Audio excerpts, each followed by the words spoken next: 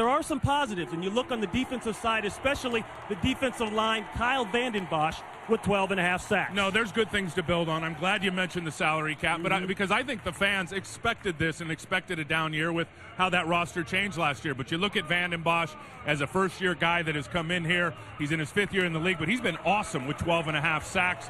And then you look at the guys out on the edge. I think you look at Ronaldo Hill, the rookie.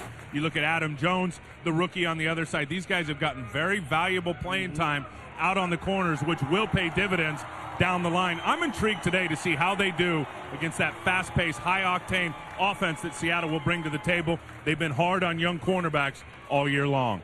Kickoff coming up next, the Seahawks and the Titans. I like to move the crowd. Move the crowd. Move the crowd. Move the crowd. Welcome back to Nashville and happy holidays. Ron Pitts, Tim Ryan. We are set for kickoff. The Seahawks have won the toss.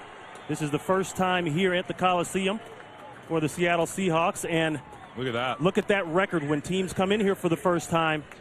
Jeff Fisher's Titans are very, very tough. Fisher in his 10th year as Titans head coach. They won't go to the playoffs this year, but they are trying to build on a lot of youth on the field. Mike Holmgren, 4-2 on the road this year.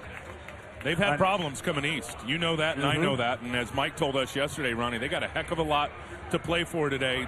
First obstacle, win the division. Second obstacle, try to gather, at least get that bye, and then worry about the home field later on. And a look at the weather. Very good temperatures here. Perfect football weather, as they say.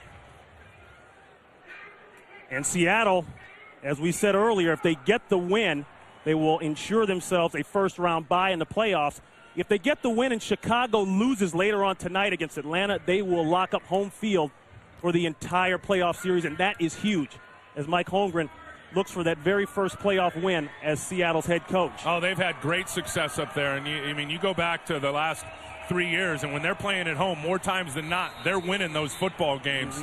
They really appreciate that 12th man. And the crowd that's watching this game back home today, Mike Holmgren says thanks a lot because they will pay dividends if this team can get home field throughout. Look for some trickeration from this Titans team.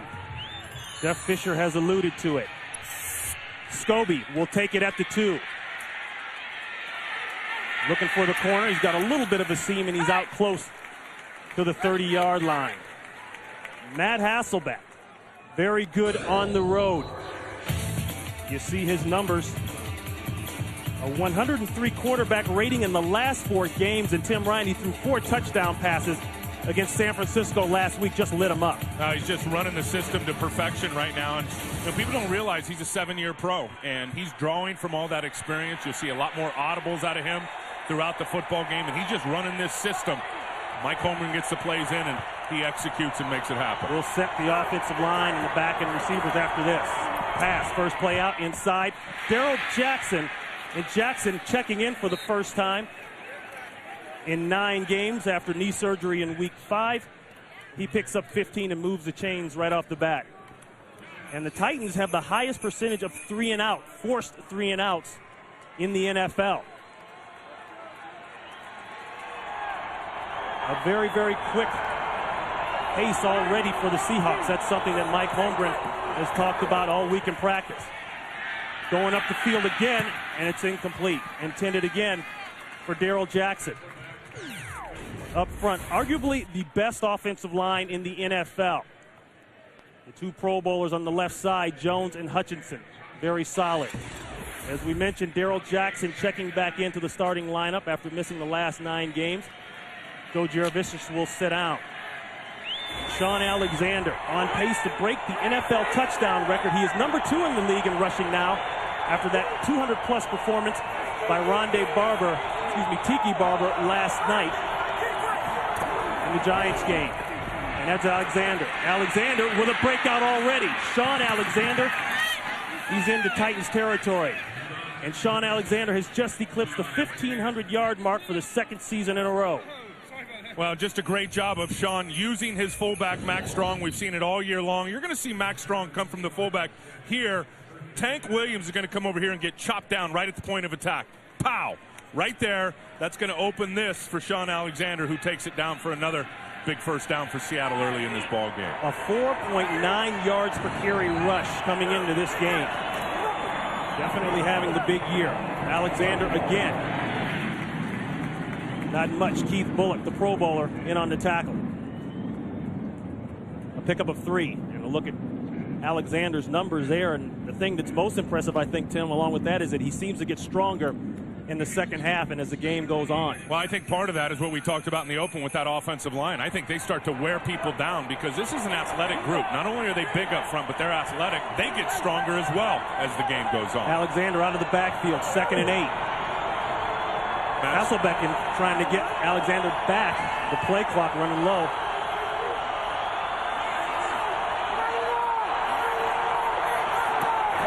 They'll go from the eye, the power. Nothing happening. Starks, the defensive tackle, in on the tackle. Up front for the Titans, Kyle Vanden Bosch. Keep your eye on him. 12.5 sacks. That's tied for number 2 in the NFL. Coming here from Arizona in free agency in the offseason. Keith Bullock, the perennial leading tackler, has led the team in tackles the last 3 years. He's got 120 coming into today. 2 rookies on the corners. They could get tested. Ronaldo Hill and Pac-Man Jones, as we talked about in the open. The quick shot outside to Maurice Morris, the backup running back. And he's pushed out of bounds. I believe he got the first down easily. He does. A pickup of 14. Bullock on the force out. Well, Bullock's got Maurice Morris in man coverage here, but what happens to him is he's here. He's going to step up into the line of scrimmage. Morris is going to get outside and create that leverage off of Bullock. Bullock can't get there. You see there? Bad angle there he took into the backfield. Maurice Morris made him pay for it. Alexander from the eye. Not a lot on the right side. Seattle coming in with the number 2 offense in the NFL, averaging 375 yards a game. When they've scored 83 points in the last 2 weeks. Part of that was their defense against Philadelphia. But talking to Mike Holmgren and talking to him yesterday, and we did their game last week, Ronnie, against San Francisco, he doesn't want to play sloppy today. They put up 40-plus points, but really felt they left points on the board. The more they get closer to this stretch run into the postseason, he wants this offense to be more crisp, more precise. 2nd down and 9. Looking for Stevens. He's got him. Jeremy Stevens. Touchdown, Seattle. No flags down. 22 yards. Hasselbeck to Jeremy Stevens, and that's his 4th touchdown of the year for Stevens. And that's a mismatch. They caught him in man coverage, and you're going to have Peter Sermon right here manned up on Jeremy Stevens. Now, coaching point. Here's the problem. Free release, no jam, and then you're going to see Stevens get out in the open field. Now, he's just going to run away from Sermon. Once Sermon did not slow him down with a jam, Ronnie, off the line of scrimmage, he created that gap of separation. He's all a 6'7", made it easy for Hasselbeck to find him in the middle of the field. We say it over and over as Josh Brown adds on another one. People don't jam the tight ends off the line of scrimmage anymore, and they pay for it. 7-0 Seahawks. Fox NFL Sunday is sponsored by Southwest Airlines, proud sponsor of the NFL and official airline of Super Bowl 40. Well, Mike Holmgren said he wanted to increase the tempo coming into the postseason, and he did it. 8 plays, 70 yards, 3 minutes, 25 seconds, capped off by the 22-yard touchdown there to Jeremy Stevens. And the Titans have allowed the most passing touchdowns in the NFL.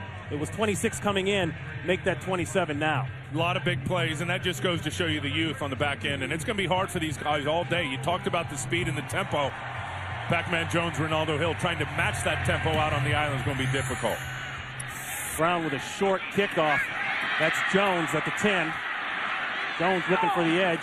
It gets out to about the 25, 26-yard line. Let's go back to that touchdown. Ronnie, I talked about the inability to jam and not jamming if you're Sermon. Well, here's the coaching point on this. He's got an inside shade on Jeremy Stevens. To me, that tells me he wants Stevens to filter to the outside.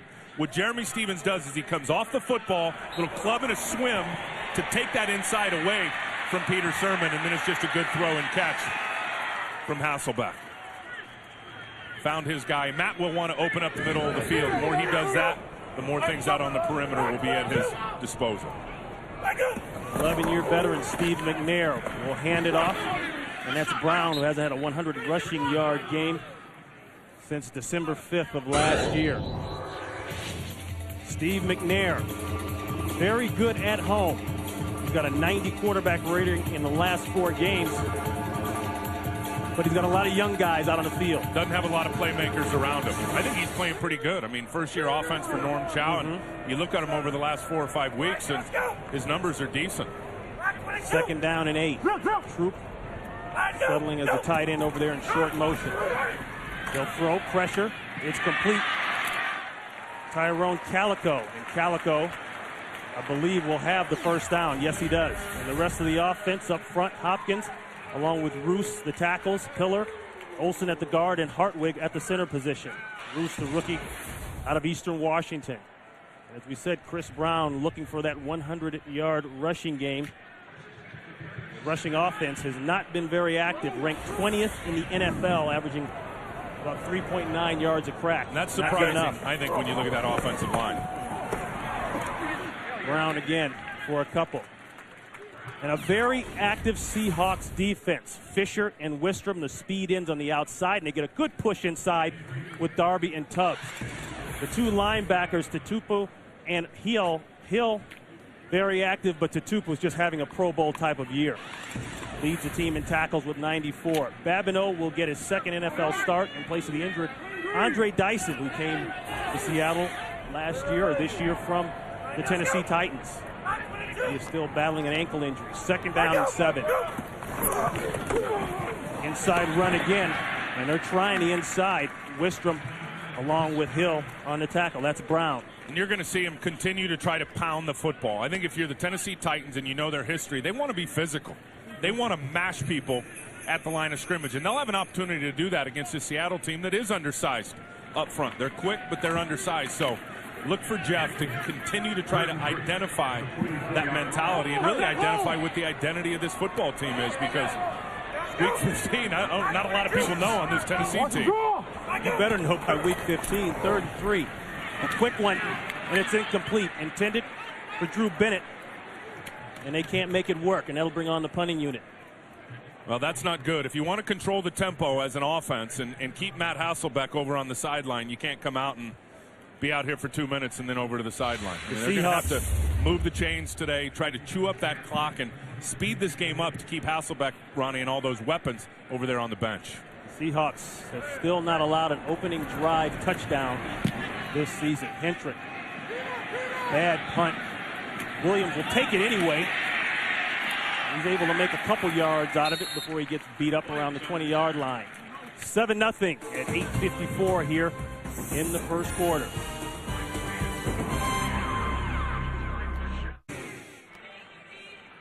(7-0) Seattle. They'll take over at the 21-yard line.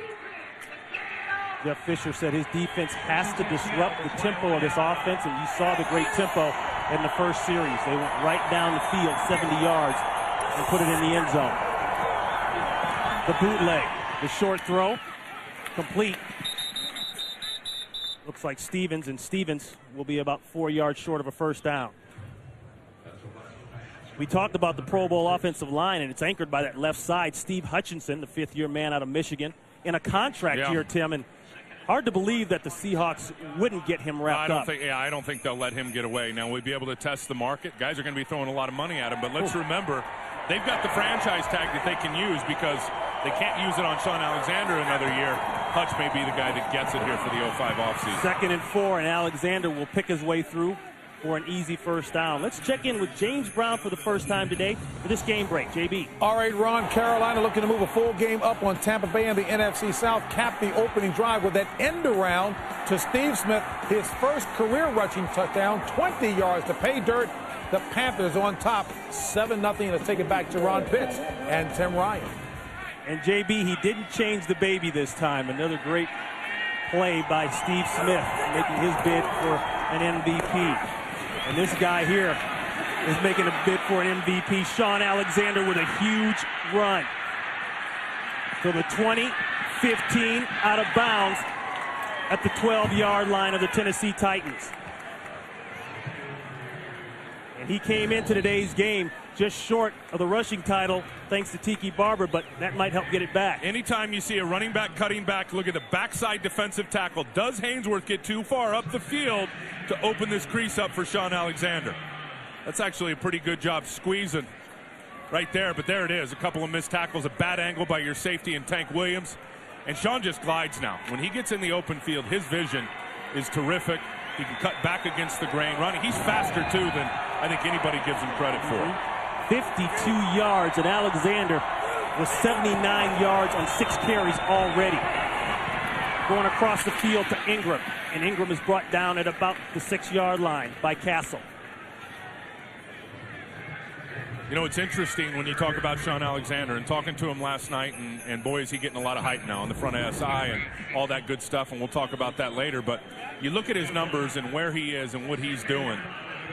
And, you know, it's really funny. In talking to him last night, he said he's breathing. A couple of years ago, he said one of his sprint coaches started talking to him and said, "You're not breathing when you run." I hold my breath, he said. He holds his breath. He didn't even realize it.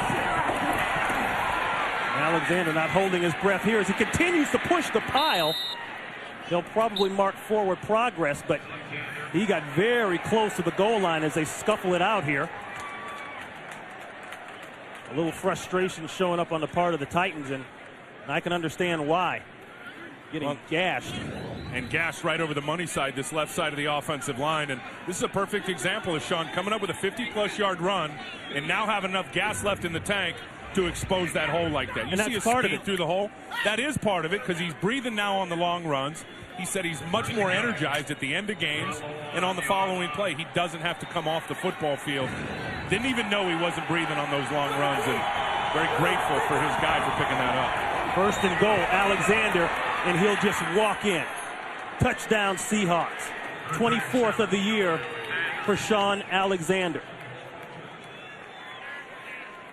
And they are making it look ridiculously easy here in the first. Couple of good blocks. Ryan Hannum is an underrated blocker here at tight end. He's going to get a good seal. Then you're going to see the linebacker step up. You're going to see the puller come around in the running back and get a spot on him there. You see the good block by Max Strong once again. You get a good kick out. You get a good block down from Hannum. Then a nice block by Strong, and Alexander makes it look easy. Whenever there's a great run by Alexander, it's usually accompanied by a great block by Max Strong. 14-zip here in the first.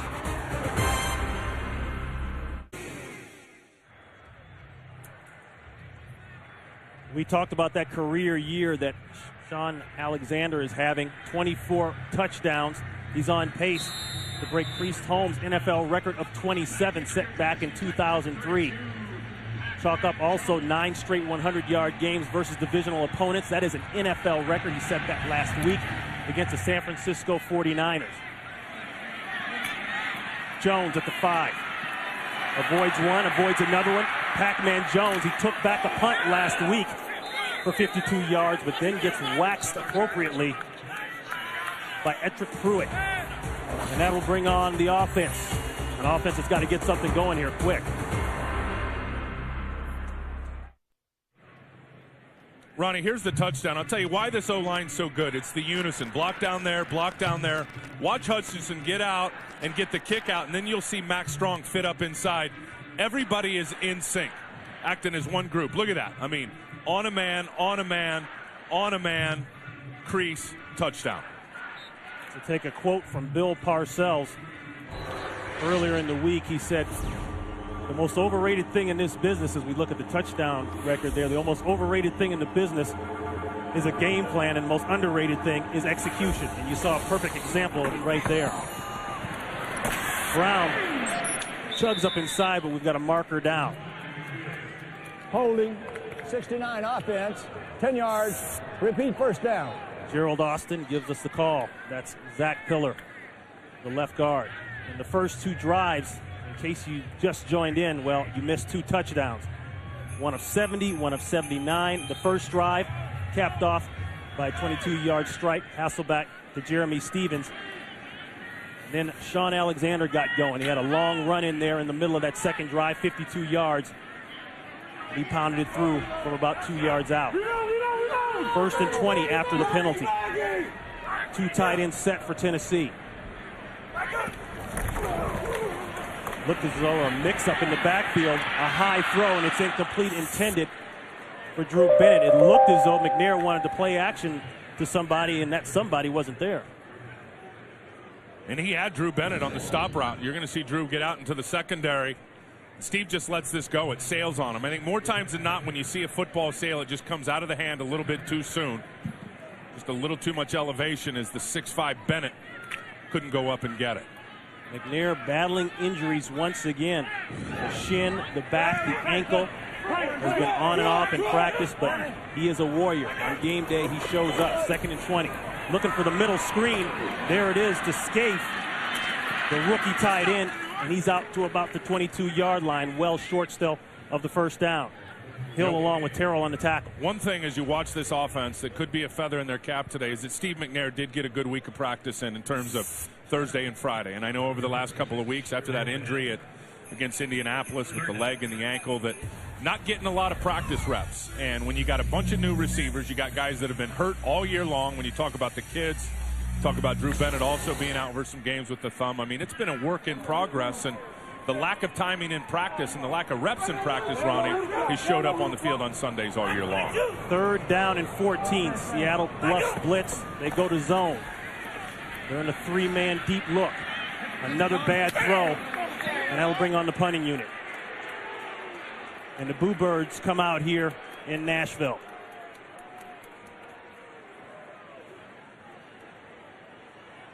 Tim, we talked about in the offseason the big salary cap purge for this Tennessee Titan team. They lost guys like Derek Mason, Andre Dyson, Samari Rolle, Fred Miller, Kevin Carter. Impact guys in the past. When you look at their team now, they've got a lot of young players, and young players will make mistakes, especially at the wide receiver corps. Jimmy Williams will fair catch it at the 30-yard line. 14-0 with 4:15 here in the first quarter.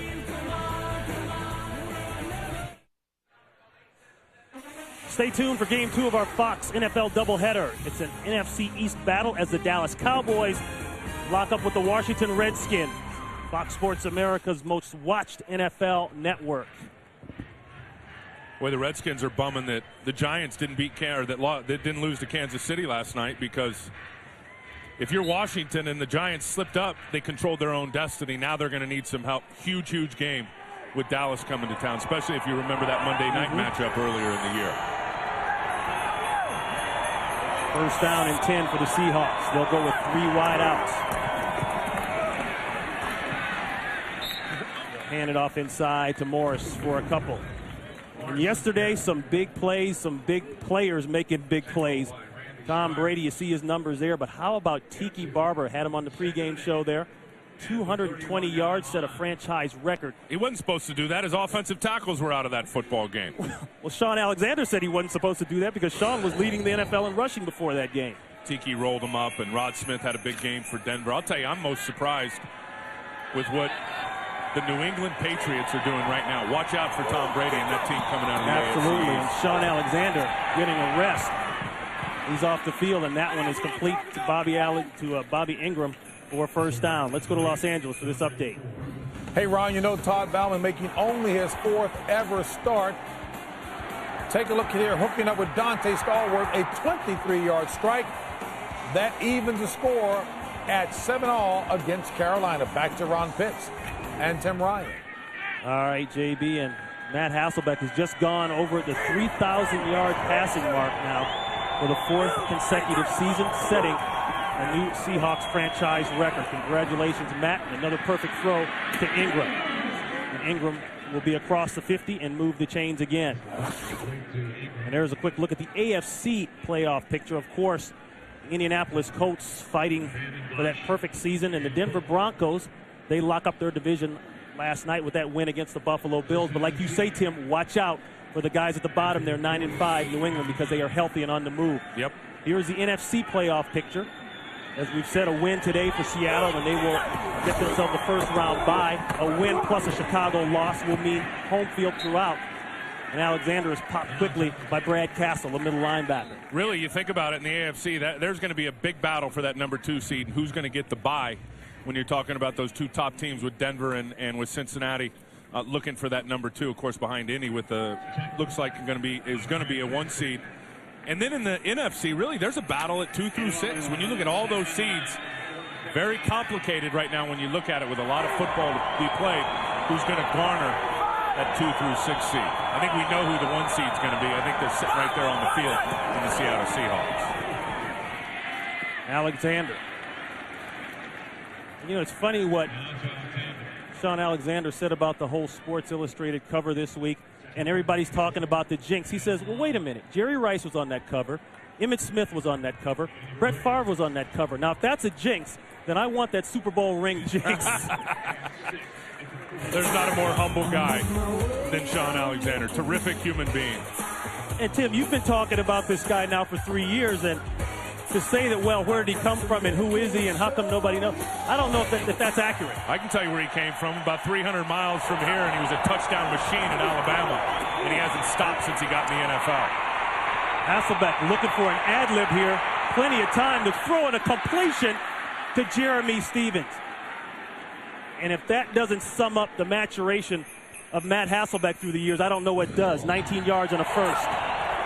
Watch him keep his eyes down the field. Okay, he's out of the pocket right now. He can throw this ball anywhere and not get an intentional grounding, but he's going to keep working. His tight end flashes free, and he hits Jeremy Stevens. That's just, to me, that's relaxed quarterback play because Sean has had so much, or Matt, excuse me, has had so much success in this league. He's trying to make a play no matter what. Keeps his eyes down the field, and his receivers, in particular his tight end that time, kept working for him in the scramble. Look at those numbers, nearly perfect. The pump and go, and they got him just overthrown.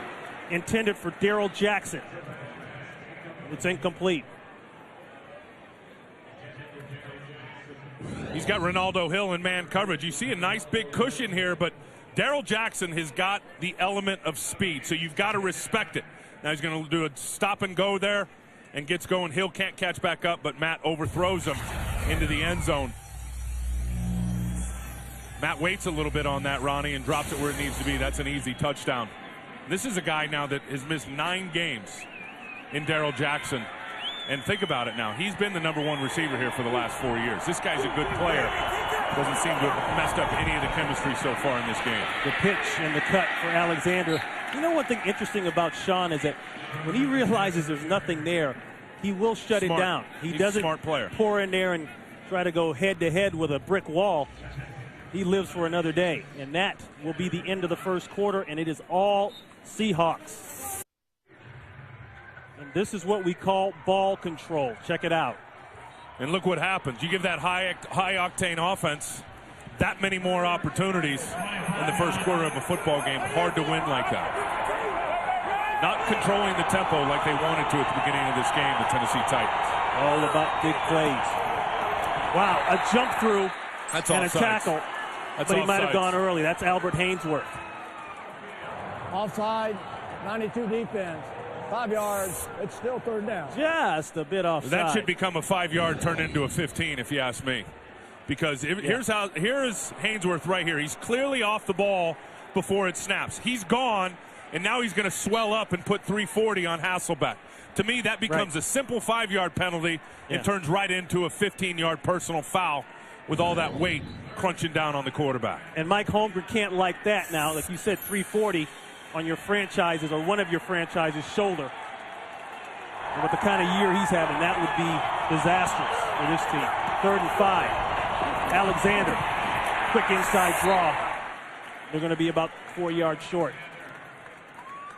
And that will bring on a field goal attempt by Josh Brown. I'll tell you what they're going to set him up for, and we're going to see it later in the game, is that naked bootleg around the outside. Because Travis LeBoy out here at defensive end, watch him fly down the line of scrimmage to get in on the tackle. You see that? I guarantee you that Gil Haskell, the offensive coordinator, and some of the other guys on this staff are sitting upstairs going, all right, we got that DN biting.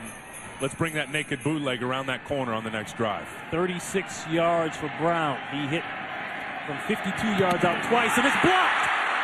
And that's a live ball.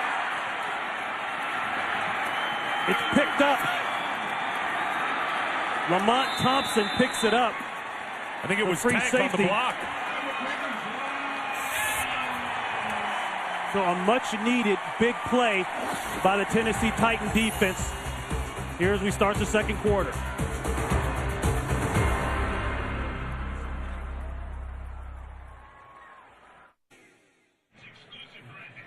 Ronnie, it was Antoine Odom with the block. Here he is right here, and he's going to blow this gap up. The problem is watch Locklear. He just opens the hinge. He opens the door, doesn't step down, and is not strong from the inside out. Opens up that gate. That is a breakdown in field goal blocking. Odom exploits it and comes up with a nice blocked field goal. He's had some big plays this year. Well, next Saturday, Christmas Eve, it's an NFL on Fox special. It all begins at 12 p.m. Eastern and 9 a.m. Pacific with America's #1 pregame show. And the Cowboys taking on the Panthers. Some of you will see the Giants and the Redskins or the Lions and the Saints. Don't forget the Falcons and Bucks in there also. A lot of action on Christmas Eve. First 3 possessions. That's a bonus. Here at Tennessee Titan. Remember the Titans, they blocked one last week against the Houston Texans. That was Hank. And they'll run it inside. Hank, the Tank Williams, came in with the block. And I think they got to just keep pounding it. We talked about trying to claim that identity up front and be physical, but I think more than that is just to let that clock just keep ticking. I think it's already obvious that the defense is going to have issues all day trying to stop Hasselbeck and Alexander and the boys over there on offense. So you help your defense out by moving the chains, getting first downs, and chewing up the clock. So far in this game, the Titans have been up against it. 7 yards on that last run. Brown, and that's a first down and a nasty stiff arm as he rolls across the 30-yard line. He picked up 9. This is how they want to mash up front. Just pull that backside guard and get people down on the ground. Good block there by Fleming, and then the straight arm there by Chris Brown on Marquand Manuel. That was nasty. Those are the type that they will laugh about in the meetings on Monday.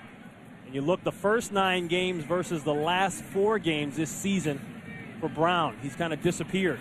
His numbers have gone down, but you got to, I think, take into consideration that Travis Henry has taken a lot of those numbers and a lot of those carries. He's not out there today with the ankle injury, but I'll tell you this, Chris Brown has become a much more effective receiver out of the backfield over the last 3 or 4 games. Chuck Darby checks out. Rocky Bernard checks in. First and 10. Quick hitter outside to Bennett, and Bennett's got a little room. Jukes a little bit, pushed out of bounds before he could get to the 35-yard line. Michael Boulware, the strong safety, coming up. Everybody wants to know around here with Steve McNair is this his last year in Tennessee? You can see how the big pad on his left shin and ankle there.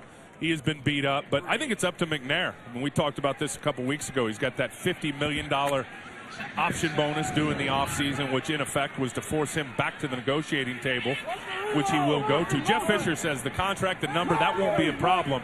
Really, it's whether or not Steve McNair wants to come back and continue to play football or hang up the spikes. That's up to number 9. 2 tight ends on the field, 2nd and 7. No place to go but backwards for Brown. A loss of 5 yards. Ronnie, this is the biggest and the best upgrade on this defense is what they've done on the interior with the defensive tackles and the linebacker Lofa Tatupu. Watch Rocky Bernard, who's going to be here, and you're going to have Tubbs here. Watch these guys get the push. This is a zone play where the offensive linemen are all stepping to the right. Watch them all push their guys back, get penetration, establish a new line of scrimmage, and then get a big tackle for loss. That's really good defensive line play. And I'll tell you, not only is Bernard doing it in the running game, he's got 8.5 sacks on the season. That dude is for real. He's playing well. And leads the team, those 8.5 sacks. Not even considered the starter. 3rd down and 12. Looking in the middle of the field, and it's caught. Bennett, and Bennett slides down for the easy catch and the easy first down. 15 yards on the pass play. And this is a quarterback and a receiver that have played together for a while and just exploiting a zone. You watch Drew Bennett here. He's just going to go out here and he's going to sit down in this little zone here. Now, Seattle is only rushing 3, which means they're dropping 8. So they've got a bunch of guys. Did you see there? Did you see the flat got held out there by Jimmy Williams following his guy out there, opened up that throwing lane, and McNair found Drew Bennett. 5th-year man out of UCLA, the former quarterback at UCLA, bothered by a broken thumb early on, trying to work through it. Pump and go. Collision, nothing there, and a marker's going to go down against Marcus Trufant. And I think he did the right thing.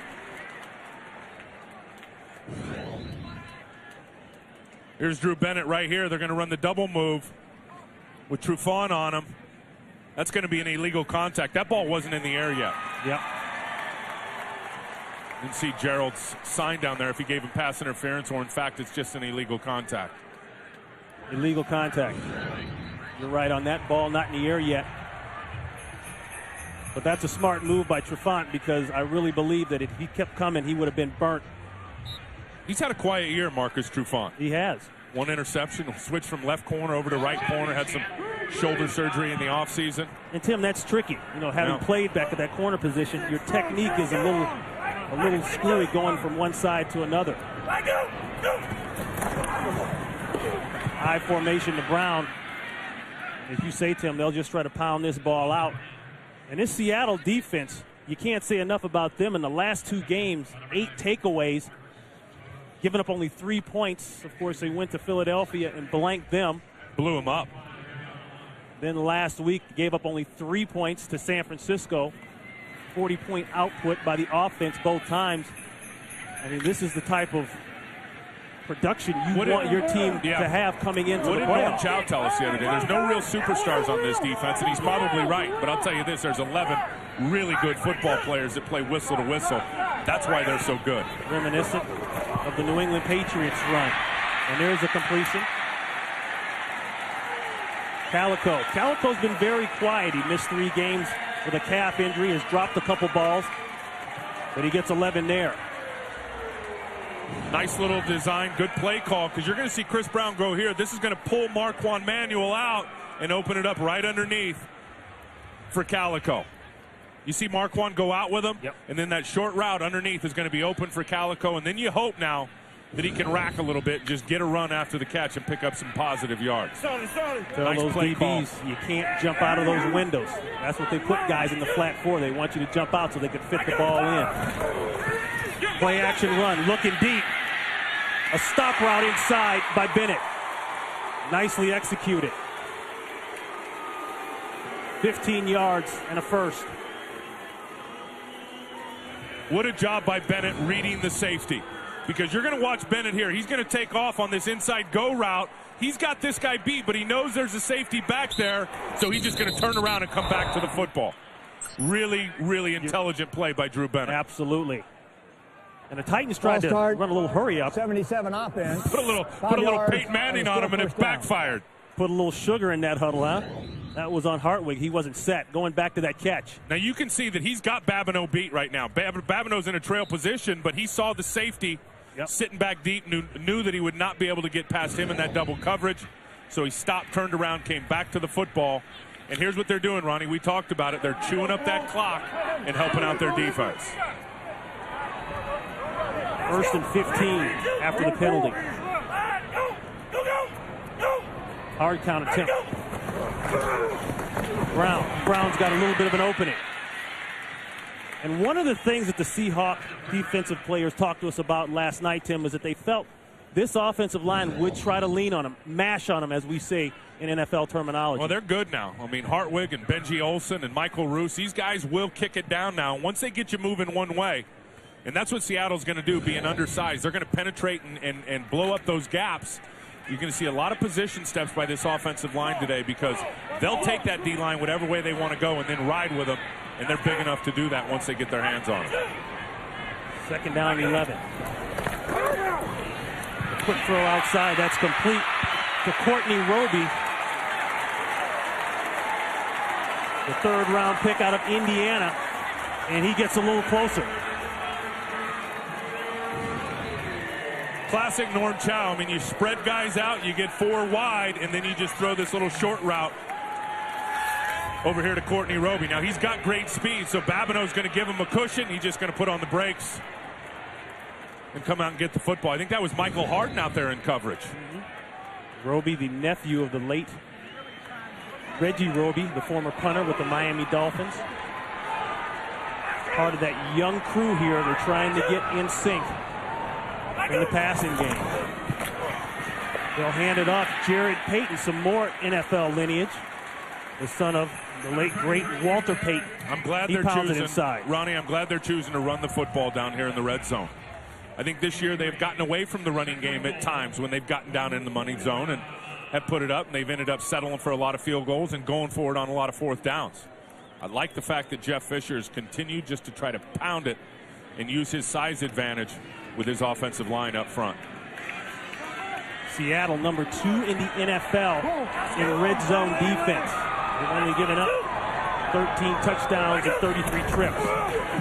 They'll run it again. Payton, and Payton will hit pay dirt. Touchdown, Titans. The first touchdown allowed in 10 quarters by the Seahawks defense. Very good blocking up front. Benji Olsen, watch here, watch Roos. They're going to double here on Terrell and then get back here to Bolware. They get great push on both guys. Watch, now they've got Terrell. Now they're going to roll to the next level. Here's 2 guys deep into the end zone. Touchdown, Jared Payton. The second touchdown of the year for Jared Payton. Not a lot of time on the field. Came into the game with only 30 carries for under 100 yards. But he comes up big and gets the Tennessee Titans on the board. 12 plays, 84 yards, capped off by the touchdown run.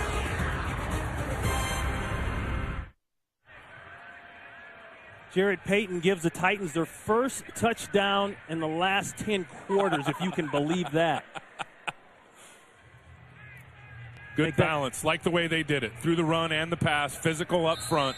That's Titan. That's AFC football when you think about it. Yeah, and make that offensive touchdown because they were able to score on the punt return last week thanks to Pac-Man Jones. So Rob Baronis will kick it away. The Titans pull within 7 after getting shelled early in the first quarter. Scobie with the short kickoff. Scobie out to about the 31-yard line. Floyd Fleming hustling down on the tackle. Jared Payton giving love up to the sky to Pops. Fox NFL Sunday is sponsored by Miller. There's good enough and there's better than it has to be. Miller, good call. Adam Pac-Man Jones. Funny, last night, Matt Hasselbeck said, yeah, Adam Jones over there. He didn't have the respect yet. You know? Couldn't call him by his nickname. He didn't put the Pac-Man. He said Adam. It's kind of like Simeon versus Simeon. Until he became the pass rusher and the Super Bowl guy and all that, it was Simeon. Then it would change to Simeon, you know? It's like Plaxico Burress and Plexico Burress.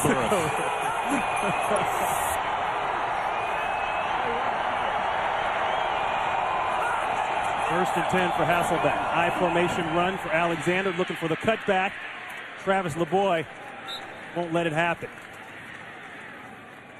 We talked about Pac-Man Jones and some other outstanding defensive rookies on the field this year across the NFL. Having a very good year, but to me, I mean, 94 tackles, 4 sacks. He's got 3 interceptions. He's got 1 touchdown. Merriman, Odell Thurman, DeMarcus Ware, all playing good. To me, there's no rookie playing better on defense than Lofa Tatupu. That's all there is to it. Interceptions in each of the last 2 games, in addition to leading the team in tackles. Pressure, plenty of time, and it's incomplete. Intended outside for Joe Jurevicius. And Tim, you just brought the point up. Where is Joe Jurevicius? A guy who's been on fire the last 9 weeks. With Darrell Jackson coming back, he's kind of had to take a back seat. Well, he's going to have to because D-Jack is the #1 receiver, Darrell Jackson. Now, Joe Jurevicius got 8 touchdowns on the year. And this is the area now where he'll be used most often here for the rest of the year on 3rd down when they get into their 3 wide receiver set. And they'll drop him outside and they'll put Bobby Ingram in the slot.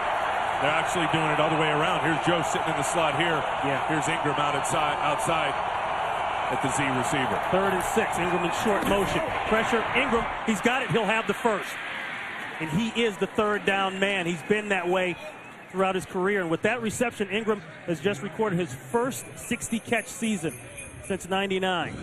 And hard to stay with him. I told you he lines up in the slot, but hard to stay with him because he ended up coming out of the slot. Good protection up front. Matt's got a good lane to throw the football, and then able to get Bobby wide open on that crossing route after he came in that short motion. See, I told you he lines up in the slot. That time he lined up outside, but with that short motion, ended up just on the inside hip of Joe Jurevicius when he took off. The end around. Jackson looking for a little help. And he gets out past the 50-yard line into Tennessee territory. A pickup of 7 yards. Here's the key on this play. As you watch this defensive end and what happens to Kyle Vanden Bosch. Does he get sucked down the line of scrimmage? Oh, this is the play here to Ingram. Okay, I see you. Yeah. See, he came in motion there. Look at this big jumble pick on the umpire. Nobody can run with Ingram at that point. That's a classic play in this West Coast offense. Using that umpire really as an obstacle that you've got to either go under or go over the top as a receiver. Hard for the defender to stay with it. 2nd down and 3. They're stringing this one out on Alexander. And Pac-Man Jones comes up with a nice open field tackle. Remember, this is a guy, a 2-year starter at West Virginia. He had 200 tackles in that 2-year span. Now, he does a really good job of forcing things. Now, he's the force guy. He's got to turn it back inside. So he's playing Sean Alexander from the outside in there. Sean's not going to shake and bake on Pac-Man Jones. He's got a lot of ability, Ronnie, in short spaces. He's a heck of a force guy now. As you said, a bunch of tackles in college. He'll come up and give you what they used to call it when we were playing that core of support off the corner, helping your guys out on the inside. A loss of 2 on the play. Ball start.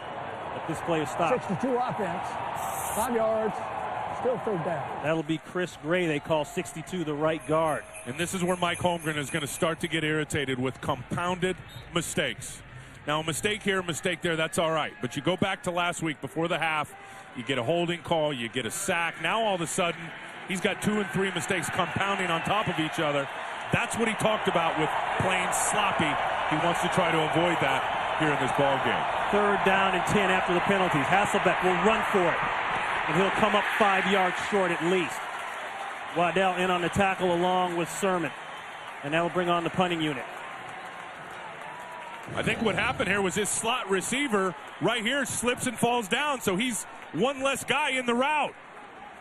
You see, Ingram, that's just that's how you jam a guy. That's how you jam a guy. That's a heck of a job out there by Waddle on Ingram to get him down to the ground, which then did not give Hasselbeck the opportunity to find him, and Matt had to take off, and they forced him to punt the ball. Nice defensive series by the Titans. Never underestimate the power of the jam in bump and run. Ruin with a nice high punt and a fair catch called at the 15-yard line by Pac-Man Jones. The Titans starting to surge a little bit. On January 8th, the NFL's second season begins as the NFC's best teams go head-to-head to see which team will advance to the championship game. Coverage of the NFC playoffs begins with the wild card January 8th only on Fox Sports, America's most watched NFL network. 2-minute drive situation now here for the Titans. They are down by 7. This is a big drive for them, Pitsy. Continue to try to keep that momentum now going into the half. They'll go with Brown, and he bangs it inside close to the 20-yard line. And Brown has been bothered by an injured elbow. And last year, he led the league with a 4.9 yard per carry average. So you talk about him getting back to that grinding, and you look at him and you look at those numbers and you think, hey, this is the guy that can do it. He's done it before. That's the 2-minute warning. Don't forget the Visa Halftime Report is coming your way. JB, Terry, Howie, and Jimmy will have all the scores and highlights, plus the Fox Sports ticker, giving you all the up-to-the-second information. That's a Visa Halftime Report coming your way in about 2 minutes. And don't forget to check your Fox Sports ticker up in the upper right-hand corner of our screen. Some big scores going on around the NFL. Indy's down right now to San Diego, 10-0 in their own backyard. In their own backyard. At 8 minutes to go in the first half there. Ronnie, you've seen there from that last drive, the Titans started to get it right. Time of possession starting to equal out. They're getting shots at it with more plays now. And again, most importantly, getting Hasselbeck and those guys and keeping them over there on the sideline. Ball tipped coming out, but caught anyway by Tyrone Calico. A full set of TOs for everybody. Plenty of time to run their whole offense here. They can use the middle of the field. They got the 3 timeouts. This is where your seasoned, experienced quarterback comes through.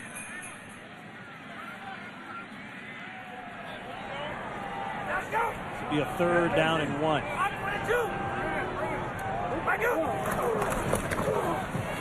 They'll hand it off inside to Peyton. Peyton will pick up the first down. And play is stopped. A timeout is called by the Titans.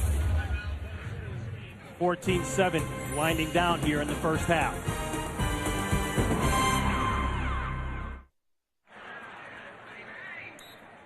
We're back, 1:19 left here in the first half. And quick look at the Tennessee offensive leaders. Chris Brown not in the game right now. I don't know if this is part of a 2-minute deal or he's injured. It looked as though he was limping a little bit. He plays earlier. There's a throw through the hands of Jarrett Payton. Tupu on the coverage. That's the old I heard footsteps and didn't want to go up and grab it because that should have been an easy catch for Jarrett Payton. McNair's going to put this right where it needs to be. Yeah, it's got a little elevation on it, but one that should have been caught. See what happened? Jarrett Payton turned and tried to run. Took his eyes off the football, expecting a big hit from Lofa to Tupu. You got to gather and you got to capture that ball first before you decide to do anything else. Bennett and Calico at the bottom. 2nd and 10. Inside to the tight end, Troop, and Troop will move the chains. He's out close to the 44-yard line, 16 yards as they continue to hurry up. This offense is doing an outstanding job of protecting Steve McNair right now in this game. This group right here has gotten 45 sacks on the year, #1 in the NFL. The Titans group keeping them out. Nearly intercepted. Wistrom looked as though he had a little zone drop going as a marker comes down late. Could be a roughing the passer, and that'll be 15 Personal big ones. Foul, roughing the quarterback. Number 94 defense, 15 yards, automatic first down. There it is. Here's Wistrom here, Ron, and he's just going to drop right into this little zone here and play the passing lane, and he gets his hands on it. See, he's got the back and man coverage. Now he comes off in that passing lane, almost gets it, and then you saw the rough behind him by Bryce Fisher, and that's what I'm talking about. A defensive line that hasn't gotten to the quarterback. They're used to getting to the quarterback, maybe starting to get a little frustrated, taking shots that they shouldn't take. That moves the ball up to the Seattle 42-yard line. McNair on the run. He'll go for it. And he'll get out of bounds right at the marker. You can say what you want to say. Sternum, shin, knee, ankle. He's still got some mobility in the pocket. And Zach Pillar right here is going to get away with a hold on Craig Terrell because Terrell spins back underneath and has got a free run to the quarterback. Pillar's going to grab him right there and hold him. He gets away with it, and now it's McNair just taking off. We saw this last week. Had a big scramble at the end of that game to keep it going. Now his mobility may not be what it used to be, but he's still got enough to make big plays, impactful plays when he has to. 4th most rushing yards in the NFL by a quarterback. There's another throw after his 11-yard gain. That one inside to Ben Troop again. Troop coming up big on this drive. 14 on that one. 30 seconds and counting. This no huddle and this passing game right now has got these guys tired up front. They're getting no pressure, and McNair's dropping back and finding guys open, sitting in the middle of the zones. Let's go back to that last play. Watch, here's Ben Troop right here. The key here now is no pass rush. He's just going to sit back and see how he just turns around. I mean, that's pitch and catch. That's too easy. And Ben Troop finds a little soft spot in that zone, flips around. McNair has had a great relationship with these tight ends all season long. Heck, Aaron Kenny's his #1 receiver. As a tight end, he's not even in the football game today. All 3 of them over 30 catches. Checks it down inside to Payton. Payton breaks one tackle and squirms his way to about the 8-yard line. Timeout called by the Tennessee Titans. They'll have one left, and they are threatening to score here going in at halftime. Ronnie, this is classic Norm Chow offense. Watch these two guys get deep. They're going to clear out the defenders, and then Payton's just going to leak out and catch one right in front of the medium zone. See that? The other two guys are going to pull the defenders. Yeah. Now he leaks out, breaks one tackle there, and it's about 9 yards on the play.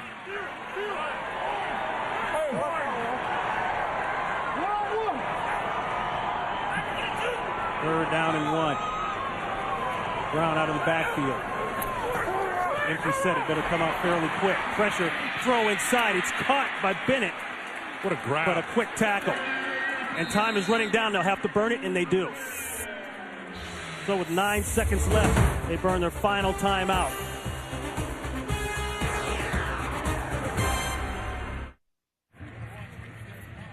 Mike Holmgren had to stop practice because he didn't feel the focus was right this week, and he's not liking what's going on here. He's irritated watching his defense just get worked on the field right now. This is a different team now that showed up here in the first quarter.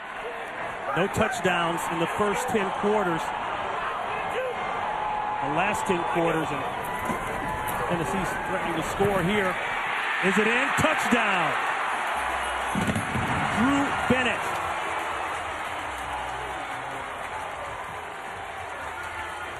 And he pulls the Titans within 1. He's got man coverage. Here's Bennett right here. Here's Babineau, who ends up taking a man. He's just going to get 2 yards into the end zone behind the linebackers, and it's just a very, very good read and throw from McNair. You see, he got right behind the umpire, 2 yards into the end zone. McNair was locked on him the whole time, threw him a strike for the touchdown. And remember, this drive, that was a long one.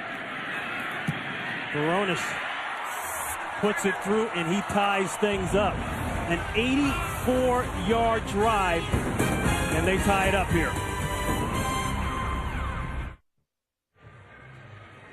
Here's the touchdown. Here's Bennett. Watch again now. He's a free runner. Nobody touches him. He's just going to get into the end zone scot-free. Babineau's going to end up trailing him. He's right here, but this is easy money from Steve McNair to Drew Bennett. Nobody touched him. Free run right behind the umpire. Touchdown.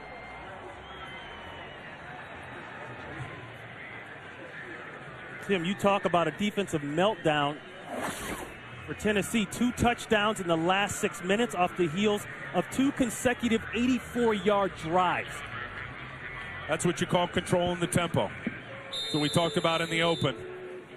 Grind it out. And, you know, some good stuff running the ball, too, in that drive. That's the thing now. And you know what changed the tempo? The blocked field goal. Seattle about to add 17 points on to nothing, and they blocked the field goal. There's a little poocher, and not much doing. And that'll be the end of the half as they get it going out there. No, they got 2 seconds. They got 2 seconds left now. That's right. They're going to throw a Hail Mary. Why not? Boy, if you get bit on this one, it would have to go back to Jeff Fisher for that little pooch. Well, he wanted to squib it. Right. And Baronis didn't squib it properly. One of the upbacks was able to grab it. I mean, time, you would think, would have ran out. And now we'll see if Hasselbeck and company just take a knee and take it in. Take the knee. All right, there you go. That is the end of the first half. We are tied at 14. Stay tuned for the Visa halftime report. Coming up after these messages and a word from your local Fox station.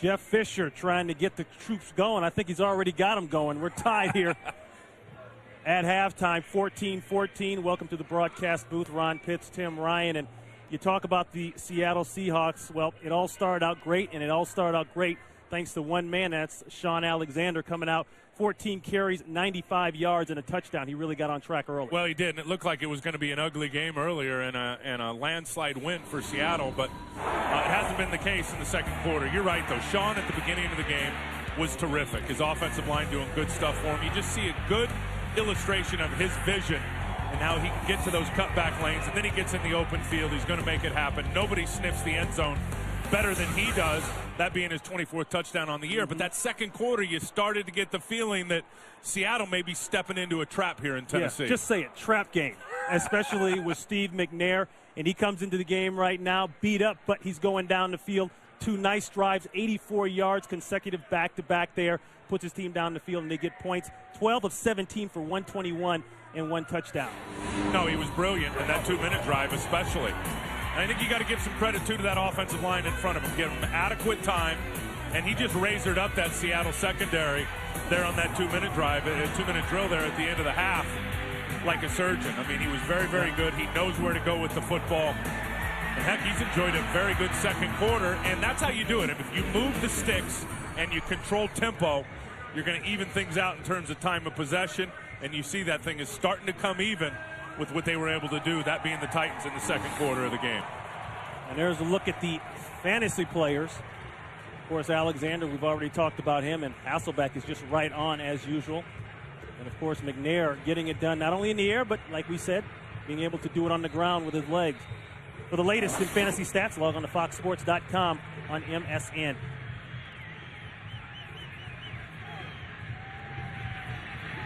We're underway here in the second half. This will be Jones at about the 12.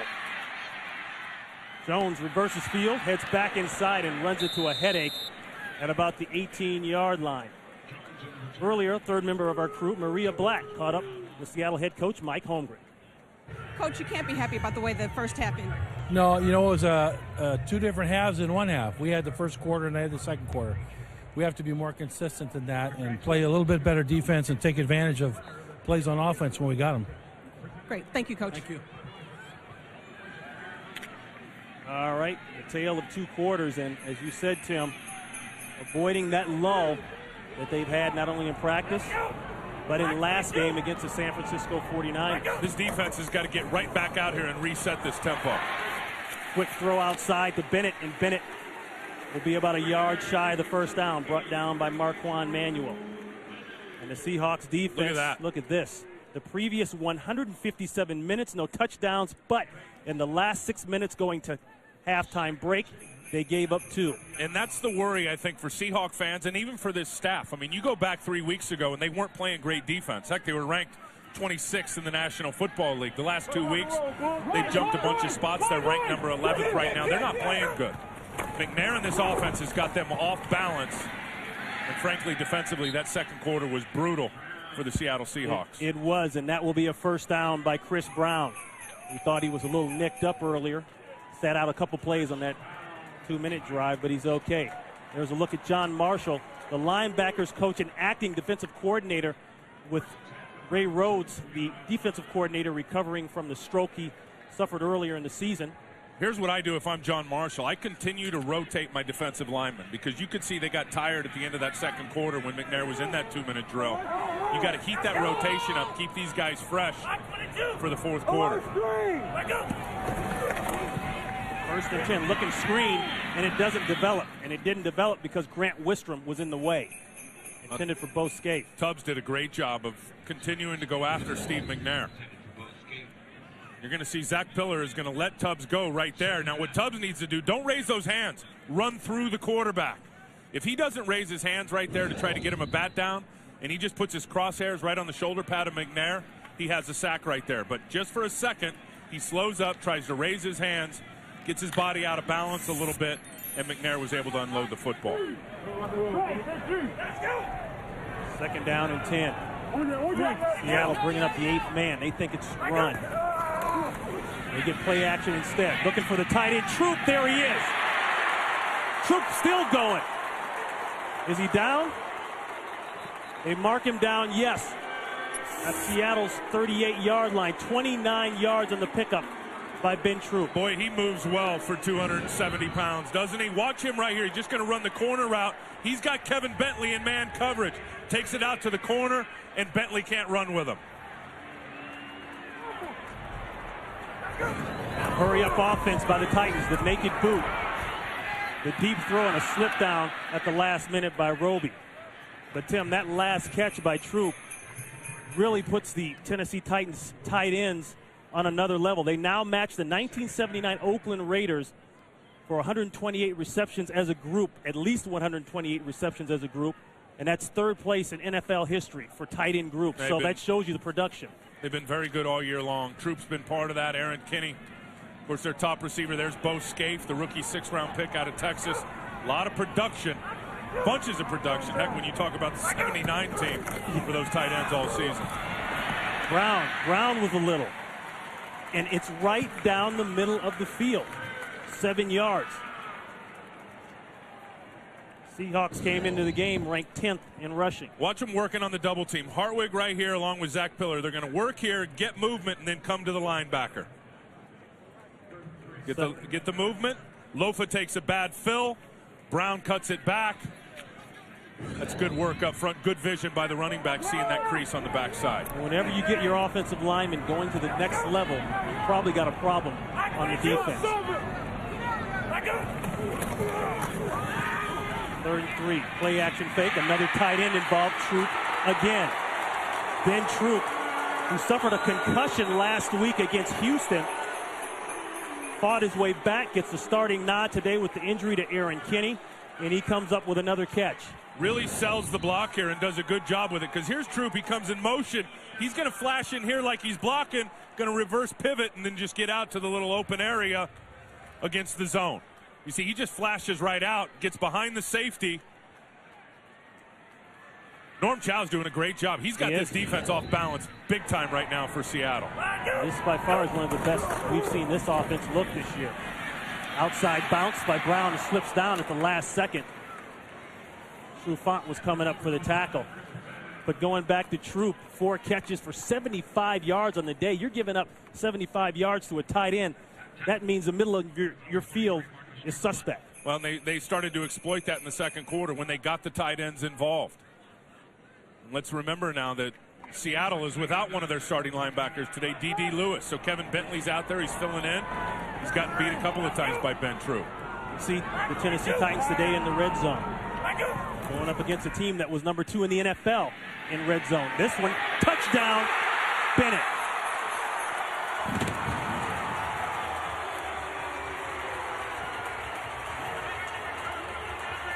Drew Bennett with his 2nd touchdown today, his 3rd of the year. He's got one-on-one coverage out here on Jordan Babineau, and here's Babineau here. Bennett's just going to take the inside. Babineau slips and falls down, and it's over. Right there, done. McNair spots it and then throws a dart in between the safety and the corner for the touchdown. Drew Bennett, we've said earlier, had that broken thumb earlier in the season. Missed 3 games, had a cast on as Baronis adds another one. Talked to him before the game. He said it's feeling better. I guess so. 21-14 Titans. Fox NFL Sunday is sponsored by Southwest Airlines, proud sponsor of the NFL and official airline of Super Bowl 40.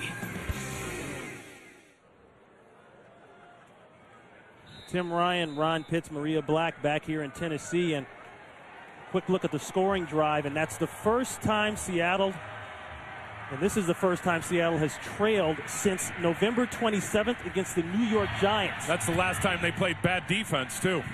You go back to San Francisco the week before that, they weren't playing very good on the defensive side of the ball. Scobie trying to break it outside. He's pushed out of bounds at close to the 30-yard line, driven out by Andre Woolfolk. The tide has turned here in Tennessee. Fox NFL Sunday is sponsored by Ford F-150. Built Ford tough.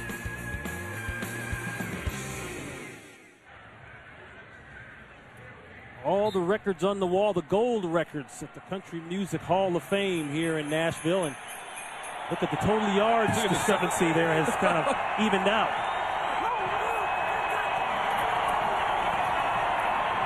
Offense trying to get something going for the Seahawks. Max Strong, and Max Strong is in the Tennessee territory. Steve McNair has eclipsed the 3,000-yard passing mark for the 4th time in 5 seasons. And he's done it by doing this right here, spreading the ball around. Started with his wide receivers in the first quarter, and then got the tight ends involved in the second quarter, and they've continued on here in the third, and it's allowed Drew Bennett and some of the other guys to get into the end zone. Morris in motion. Easy throw inside to Darrell Jackson, and Jackson will move the chains. He's down at about the 36-yard line. The turning point was the blocked field goal. Antoine Odom blocked it, finally recovered by Lamont Thompson, and from that point on, it seemed like the Tennessee Titans rolled. It's been a different game. Titans have had the momentum and haven't let off. And they stepped on the gas with that block running, and they haven't stopped since then on offense or defense. 242 yards and 3 touchdowns by Tennessee since that block by that man, Antoine Odom. 18 yards of total offense, and added a little more after that pass play and the run there since the block for Seattle.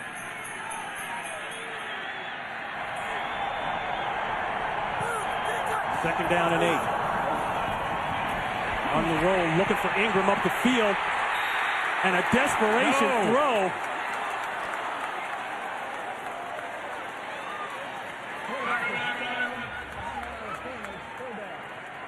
Well, this shows the athleticism of Travis LeBoy. Remember I talked about it in the second quarter that they were going to set him up with all this action so they could boot Hasselbeck out of there? Well, they do it, and LeBoy is able to get on his horse and get enough speed that he gets Hasselbeck down and gets the sack. Yep, technically a sack right here, Travis LeBoy. Maybe that's why he crashes so hard, because he knows he's got the athleticism to retrace his steps, that being LeBoy and getting back outside. Good work by him. Empty backfield, 3rd and 16. Quick throw, it's up in the air, incomplete. Nothing going on right now against the Tennessee Titan defense. Don't forget, a win today clinches the first round bye and ties a team record for most regular season wins with 12. A win plus a Chicago loss later on would mean home field throughout, but that has to be the furthest thing from Mike Holmgren's mind right now. No, there's a lot on the line right now, and Mike knows it, and you wonder if this team is starting to panic a little bit. Even Hasselbeck told us last week that they really fear losing. It's been 9 straight, and there's a genuine fear that they won't get it done. Bruin going for the inside the 5, and he may get it, and they can't make it work. Pruitt had a chance to bust it back, but he couldn't do it. Tennessee has come back here in the 3rd quarter. On the left, Bob Casulo, the special teams coach for the Seattle Seahawks. On the right, Ettrick Pruitt. And he's a little fired up at Pruitt because he felt Pruitt had a chance to stop that ball from going into the end zone. He did. That was just Pruitt not being aware and finding that ball when it was in the air.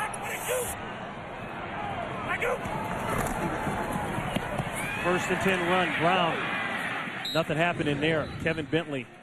And this is the punt that should have been down. And there's Pruitt. He never finds the football. He never finds the ball when it's in the air. He should have went back, put his heels on the 2-yard line, and just went up and made a catch on that football. Ruin had a good punt, and now you can see Casulo, the coach, letting Pruitt have it in his ear hole. Yep, just put your Because you know why? up. At the end of the day, that's 2 first downs. That's 20 yards of hidden yardage that doesn't show up except to the coaches. And they need a big play bad. They need pass rush. Going for Bennett. And a marker is down at the 28-yard line. They call it a catch. McNair is down. And McNair is down as well. He took a bad hit from Tubbs. Here's Marcus Tubbs right here. He's going to penetrate and just get a nice shot, a late shot on Steve McNair. Illegal contact, number 27. That's late. That's late. They called illegal contact by Babineau right there. Yep. And we saw the same instance of that on the other side of the field in the first half against Marcus Trufant. They bid on the pump and go and had to make contact to avoid the big one. Starks was lucky that wasn't called unnecessary roughness or roughness on the quarterback. And I'm telling you, this defensive line is frustrated right now. They're used to getting to the quarterback. They haven't gotten there all day. So when they're a step or two late, they've still put some ill-advised licks on McNair. Troop is wide open again. The play-action pass is killing the Seahawks defense.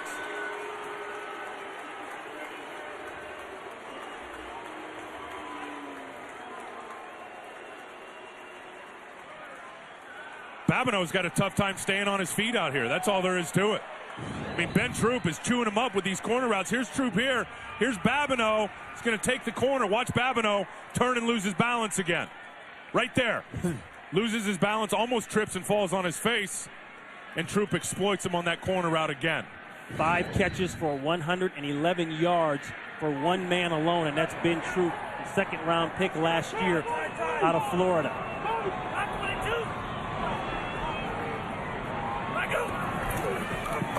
More passing, going for Bennett in the end zone in the corner, and it's incomplete. Broken up in the last minute there by Jimmy Williams. Boy, Steve McNair is in his groove right now. Look at this throw off the run to Ben Troop. You can't get it any better. I mean, he's rolling to his right. He's on the run, drops it right in the breadbasket, and then watch this one on the go route to Bennett. You can't make a better throw than that. tell me this guy can't play 2 or 3 more years if he wants to. Right.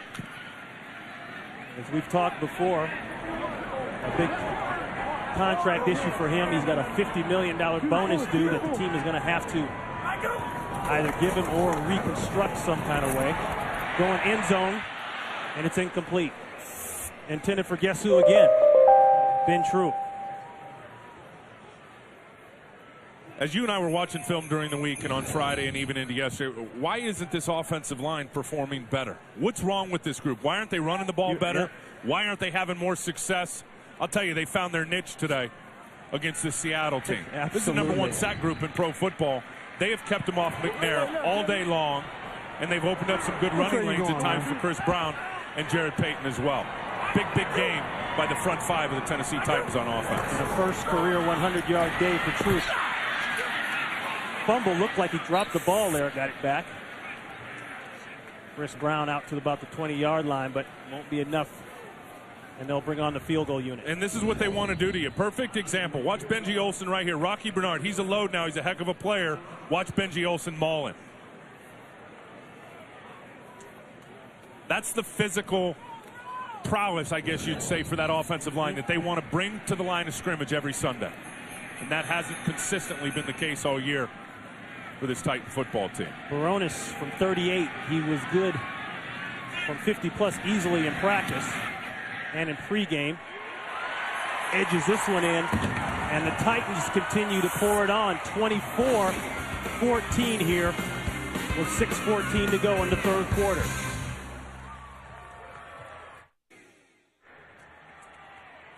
You know, it's a cardinal sin in all of football as you look at Mike Holmgren here, but you have to begin to wonder if the Seattle Seahawks coming into this game were thinking a little bit ahead to that big matchup next week against the undefeated Indianapolis Colts in Seattle. Josh Scobie. Scobie avoids, still going up the field. A marker goes down as Scobie gets out close to the 30-yard line. Ronnie, even the players told us that, you know, they're aware of what's going on with the other clubs around the NFL. It's not like we're locked in a box and that's right. We don't understand that we need to only win 2 of the next 3. Holding number 35 during the return. 10 yards, first down. Well, I'll tell you, it's not going to get any easier with Indy next week and then having to travel to Green Bay for the finale.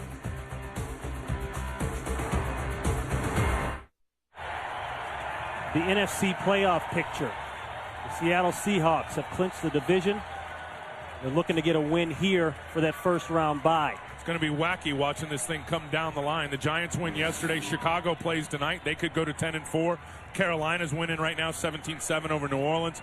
They could go to 10-4. And then this picture, Ronnie, in the AFC. And this right here, remember, Pittsburgh does own the tiebreaker over San Diego. San Diego's beating Indy right now 16-0. Bobby Ingram on a breakout. Ingram down to the 30-yard line, make it the 25-yard line of the Tennessee Titans. 56 yards and a much-needed big play for the Seattle Seahawks. And you get a missed tackle. A couple things that open this. The running back's going to flash there, which pulls Sermon. Ingram's going to be here, drops right into that voided zone, catches the ball, and then breaks the tackle. And that's just a bad effort by Ronaldo Hill. It is. I mean, he doesn't even get his hands on him, get his head in front. And then Ingram takes off for a big gain. Plenty of time for Hasselbeck. He's got Jackson, and Jackson is inside the 5. Lamont Thompson, the safety, on the coverage. D-Jack just comes out of the slot here, Ronnie, and Lamont Thompson's got to pick him up in man, so he's there. Now Lamont's got to try to get over the top and trail with him. Bad matchup. And it's a bad matchup, a safety on Darrell Jackson. Remember now, he had 29 grabs in the first 3 games of the season before he got hurt. He can play. Seahawks knocking at the door. Hackett in motion, going backside to Jerofficius. Touchdown, Hawks. A marker is down at the 3-yard line. Hold everything.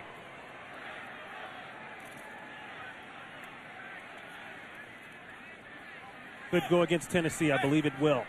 Offside, 92 defense. Penalties decline. Result of play is a touchdown. Albert Hainsworth is offsides. The touchdown counts for Joe Jurevicius. Bad job by Adam Pac-Man Jones. Look where his eyes are. They're right there to the backfield running. He's got to cut off the inside to Joe Jurevicius on the slant route. Jurevicius takes the inside right from him. That's too easy from the quarterback to a 6'5 receiver on a slant from inside the 5-yard line. That's part of the maturation process of a young corner, knowing where you're at and what you can't give up on the field. Brown adds another one, and the Seahawks, just that quick, pull within 3. Big plays will always help you win games. The last undefeated team throughout an entire NFL season, the Miami Dolphins, with the record 14-0. Back in 1972, Marvin Harrison and company trying to get that record. But as you say, Tim, staying undefeated in this business is not easy. Yeah, they've got it all wrapped up. They've got home field through the AFC. They got everything except that record. That's right. And right now they're down 16-0 in the third quarter to the San Diego Chargers in Indianapolis. Figure that one. Pac-Man Jones at the 4. Look for the reverse. They fake it. Jones with a lane runs into his own man. They can't break it out. Boy, he had something going for a while. Ran into Eugene Amano. That's why you keep the offensive lineman out of the way. Boy, this rookie's exciting. He's like a road runner. You watch him run. Flat-footed, that straight-up posture. Runs right into his backup center. Dude, get out of the way. Get out of the way. Get off the ground. He's fun to watch and explosive as can be. Talking to Chuck Cecil, the secondary coach, Jeff Fisher. And when you talk about Carlos Rogers, you talk about Antrell Roll and those other first-round picks in this year's cornerback class. They're elated with what they've got in Adam Pac-Man Jones. They know they've got the right guy. 1st and 10, they'll start off with the run. A missed tackle in the backfield by Wistrom. And Brown is able to get a couple out of it. Tupu finally brings him down. Ronnie, maybe more movement here in the second half by the Seattle defensive line up front. And you're going to see Wistrom. He's going to come flying in here on a jet charge, which is an inside stunt inside the tackle. He misses the tackle there in the backfield, but makes Chris Brown go sideways just enough. Redirect. And you redirect him enough to where now a 6-yard gain doesn't become a 16-yard gain. So maybe more movement. Utilize that quickness up front, your speed advantage that you've got over this mauling offensive line. 2nd down and 4. Brown again. Looking for the cutback, not all there. Nice job by Tubbs, the defensive tackle. Tubbs just does a super job of staying on his feet. This is the hardest thing backside as a defensive tackle when you've got a run going away from you, is staying up on your feet. Tubbs is here. These guys are going to come and try to chop him down. Pretty good athleticism for a 335-pound man to stay on 2 feet and then go in there and get yourself a tackle and force him into a big 3rd down. The 1st-round pick last year out of the University of Texas. Had a slow start last year, but he stayed in Seattle in the offseason last year and been able to pick it up.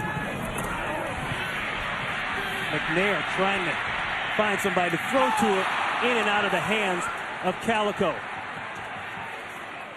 And he's had a couple drops in the last few weeks. Yeah, he has, and this one he should have caught too. I tell you what Seattle has done, their adjustment, they've jumped into man coverage. And it's gotten better. They're sitting in man coverage out here across the perimeter, running with guys. And then you're going to see McNair take off. Now Calico stays with him, does a good job, everything except the catch. You got to come up with that. He dropped 2 touchdowns last week against Houston. Not just drops. Those were touchdown passes. Titans very good in punt coverage. They lead the NFL, allowing just 3.5 yards. And here's a fake.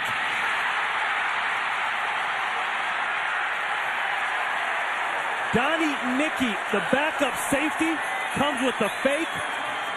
And nobody saw it coming from the Seahawks, including that man, special teams coach Bob Casula. He should have, because Tennessee has done it all year long, especially in a game like today. Jeff Fisher told us before the game, got some surprises for you, and here's one of them. Nicky, the up back, he's just going to run an angle route to the sideline. You're going to get a good block here. Nobody goes with him. Here's the guy, the gunner's running down the middle of the field, wide open.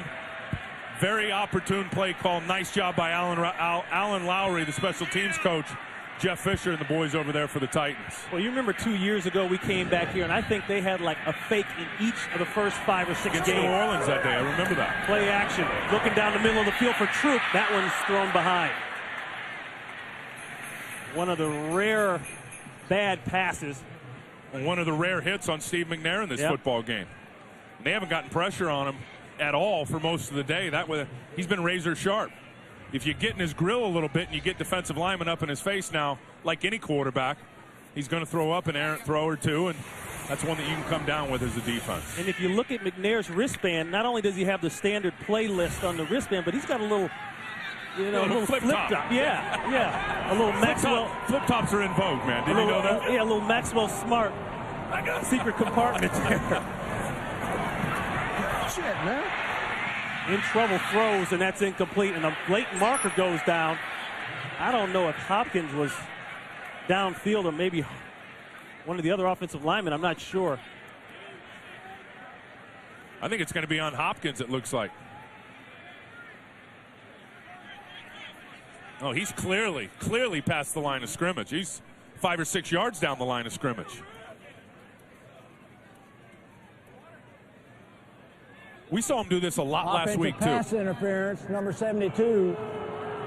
10 yards, repeat second down. You're right, he was down. Blocking downfield before the ball was touched. There it is.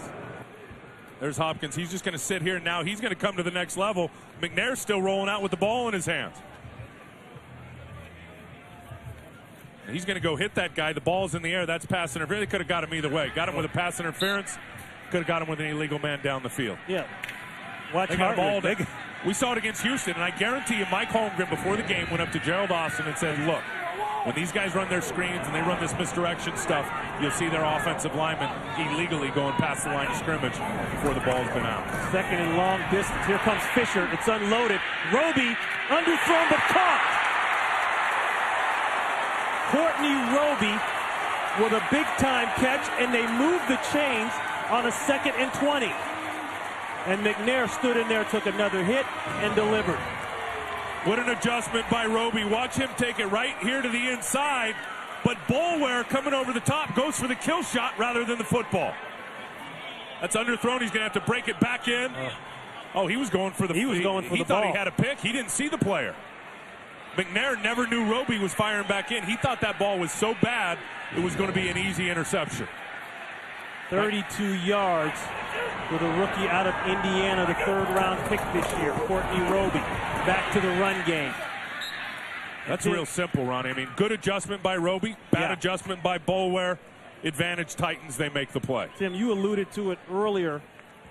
This defense just looks like they are completely in the mix. They don't know what to expect next. And credit to Norm Chow. That's where you want to have the opposing defensive coordinator.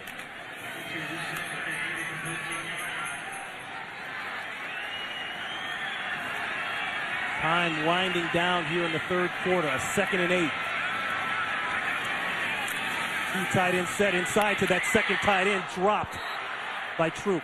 Pass is incomplete.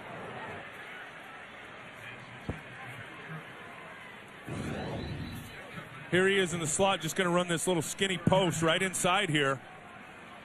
Boulware does a real nice job. Out and then in, and then to separate that football from him. Comes in with the right hand and knocks it down, and then finishes with the left hand. Good work by Michael Boulware, the strong safety.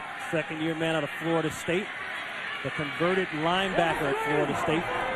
Now making the transition very nicely at strong safety, 3rd and 8. Plenty of time. Throw inside, throw Scaife. Scaife is down to about the 8-yard line. That's took close. A big shot by Leroy Hill. That's close to a first down right there. Yep.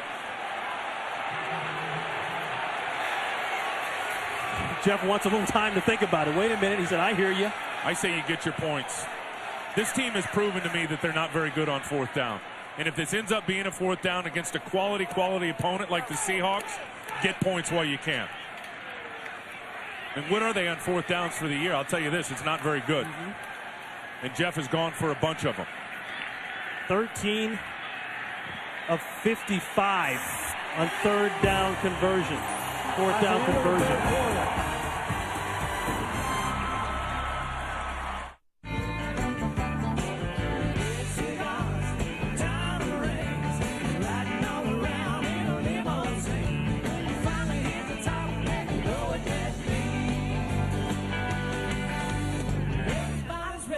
the next big thing. Everybody's ready for the next big thing.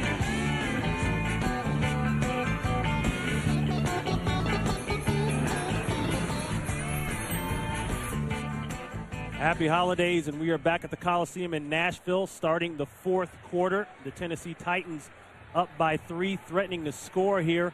A 4th down and 1, and the Titans, as you look at that 90 a game there, the last 2 games, and what they've allowed on defense in the pass yards. McNair has scissored them up today for 309. Titans have converted 8 of 24 4th down attempts on the year. This is going to be work, and they won't get it. Denied by the Seahawks. And you made the point, Tim. Go for your points. It's a bad move. And I know Jeff will go for it. He's got nothing to lose, and they're a 4-19. But if you want to win, and it's against a quality opponent like the Seahawks, who obviously can put points up in a hurry, you get your points while you can. Just an outstanding job of the guys, the defensive line at the point of attack. Rocky Bernard doing a great job. Leroy Hill forcing that thing sideways. And once you get Chris Brown going sideways, there's too much heat, too much speed on that defense. They're going to track him down sideline to sideline for a big 4th down stop. Like you say, as soon as you start going sideline, especially on a 4th down play, you're done. So the Seahawks will take over on about the 11th-yard line on downs, make it the 12-yard line. Oh, nice play.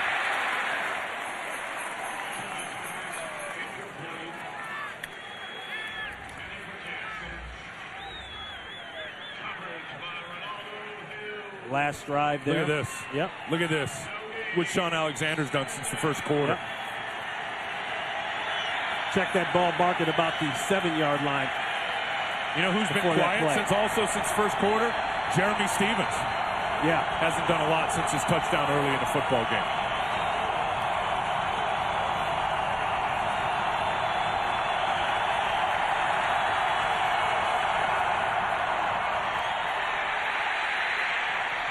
Vicious on the turn route, and he opened up just in time for Hasselbeck. And that would be good enough for a 1st down. Sean Alexander been very quiet in the second half of this game, but on the season... Not historically, baby. He usually picks it up in the second half, but he's been on the sideline a lot in this second half. And I think they need to run it. I think his defense has spent a lot of time on the field, Seattle, so give Sean the football. Let him run. Let him chew some time off this clock. You give your defenders some rest, and you keep a red-hot Steve McNair. Remember I talked earlier, it's about controlling tempo if you're Tennessee and keeping Hasselbeck and Sean and all those guys over on the sideline. Now the tables have turned. If you're Seattle, you run your system, you run your offense, but you certainly mix in a few more runs than maybe you normally would. Keep that red-hot McNair over there on the sideline. Sean Alexander over 100 yards on the day, 104.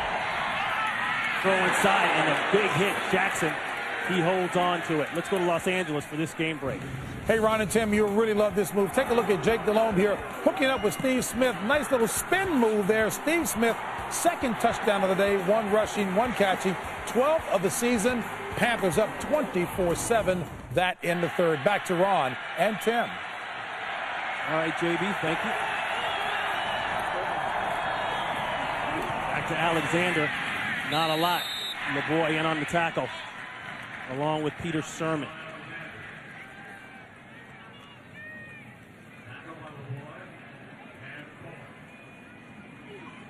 Sean Alexander, the NFC Offensive Player of the Week 3 times. If you look at Kyle Vanden Bosch there. You know, they just talked about Steve Smith, and JB showed Steve Smith having a great year, and certainly worthy of comeback player of the year coming off of his injury, but Kyle Vanden Bosch is as well, having a super season with his 12.5 sacks. 2nd down and 8. Pressure. The throw caught Jackson. And let's see where they mark it. He's going to be a little short of the 1st down. Thompson on the tackle.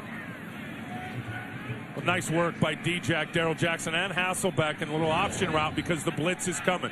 Here's Tank Williams right here. Here's Daryl Jackson. The blitz is going to come. He's just going to come out and come right to this open spot, and Matt finds him wide open. So you run the corner off deep with a clear-out route, and then drop D-Jack right underneath. They give him a spot there on the last-second lunge for the first down. The rollout, he's pointing to go for somebody. Instead, he throws it down inside to Jeremy Stevens. That's great work by Ryan Hannum. You know, an unheralded player. Watch him here at tight end. Watch him seal Van den Bosch. I mean, that's not supposed to happen.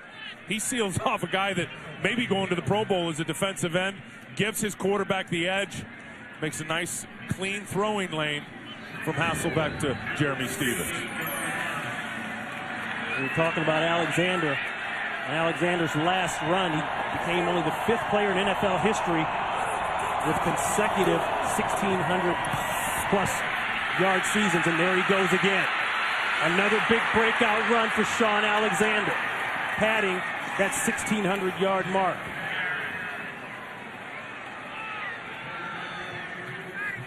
$32 yards. I'd like to know what the defensive end here is doing. I think it's Odom. He ends up the field. Sean just runs right by him. Oh, Locklear was hanging on to him. That's what happened. And then Sean gets out there, makes a couple guys miss, and then there's his vision. Yeah, Locklear held on to Odom just enough. Got the nice block from Max Strong, and then Sean makes it happen. Cutting back against the grain. We'll get the call again, and Alexander, big runs are nothing new to him. Leads the NFL with 13 runs of 20 or more yards. Had a big 52-yard run earlier today. Oh, man. Watch Darrell Jackson right here. He's going to go try to block Keith Bullock. You want to play slot receiver in this league, Ronnie? Watch this. Oh, he just flipped him up big time. It was worse in real speed. A flip outside to Ingram. Ingram with a nice move. And he's out of bounds inside the 5-yard line. That's a big first down by Bobby Ingram. First down.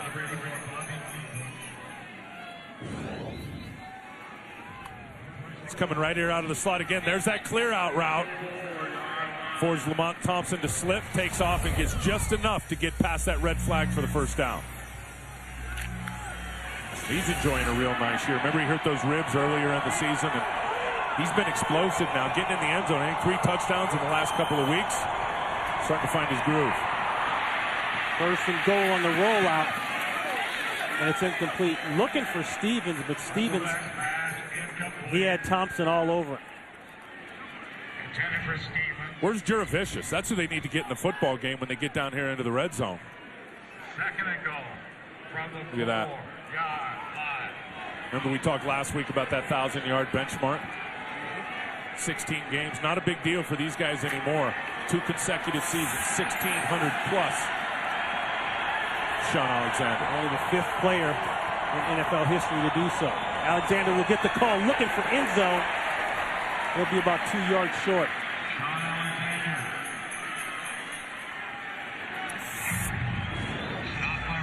I'll tell you, you know, Sean, as nimble as he is, he can run strong too. I mean, he can get in there and push a pile, and rarely is one guy going to take him down. See, he just keep driving and get that thing down to about the 2.5-yard line. Let's see if they go over the, well, it's 3rd down here now. Do they run it, go to the money zone to this left side over here, or do they find this tight end, Jeremy Stevens? Backside, wide open Jackson. Can he get in? Yes! Touchdown, Seahawks. Perfectly executed play. And that's why the Seahawks lead the NFL on 3rd down in 2 or less situations. And hard to stay with Darrell Jackson. Watch him here. He's going to come back and he's going to yo-yo motion, then come back across the formation. See him break it down, now come back across. Lamont Thompson took 2 steps inside. That was enough to get out flanked. Gave Darrell Jackson the edge and enough for the touchdown. At Hasselbeck's numbers there in the red zone. You want your quarterback to be at his best when he gets down here. Right now, Matt Hasselbeck is at his best when he can see the end zone. The Seahawks take the lead back here in the 4th.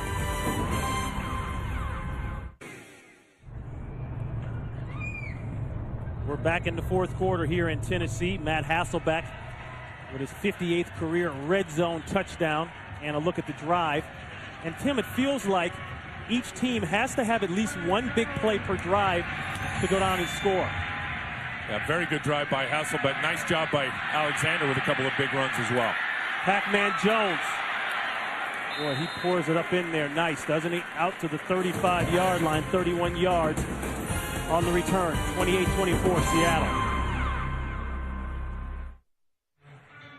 And a quick comparison here in the last 4 games for both quarterbacks. And the thing that stands out for me is the quarterback rating. I mean, you want your guys to be good in November and December, but coming down the stretch here, I think people understand that Hasselbeck has been terrific. I think McNair's numbers surprise you, but they won't today because both of these guys have been awesome with their completion percentage, getting the ball in the end zone. You look at the quarterback ratings, both quarterbacks have been terrific in this football game. Tennessee will stay with the 2 tight ends in the game. McNair getting out of the pocket. Bennett wide open on the sideline. He was just standing there waiting for the ball. They haven't been able to get a beat on Bennett all day. 12 yards. I'll tell you, for a guy that can't scramble anymore, and that's what they say here in Tennessee and around the National Football League, number 9, Steve McNair, has still got a little escapability, doesn't he? What does that tell you? You just have to be able to move efficiently inside the pocket and where to go. You got to know where to go with the football and how to move just enough, and he's done that all day. I do not like the zone defense by Seattle. I thought they got chewed up with it in the second quarter, also at the beginning of the third. Once they dropped into man and became more aggressive, they had more success against those receivers and getting pressure on McNair. They'll go back to the run and Brown.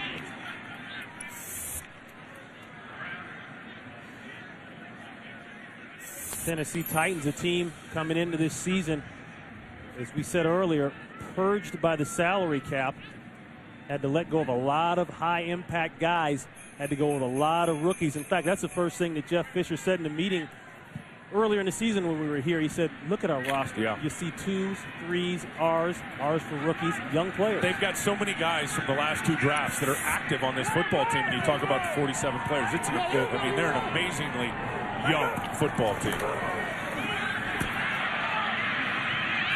And that one just thrown away, seemingly intended for Troop. Well, they got pressure. They can't make it work. They brought the pressure with Bentley and Lofa Tatupu, and they both came unblocked.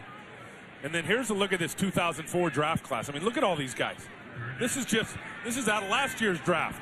All of those guys active on the roster out of 47 guys. Then you add it to this year. Look at this. 21 of their 23 picks from 2005 are active from the last 2 years. It's amazing. Chance for the Seahawks now to get off the field, 3rd and long. I mean, back in the day, you talked about 5-6 guys making your roster as rookies. And Roby is hit hard. He got his back bowed up under him, didn't he? Bent back. Williams in on that shot. Let's see where the mark is. Could be a close one.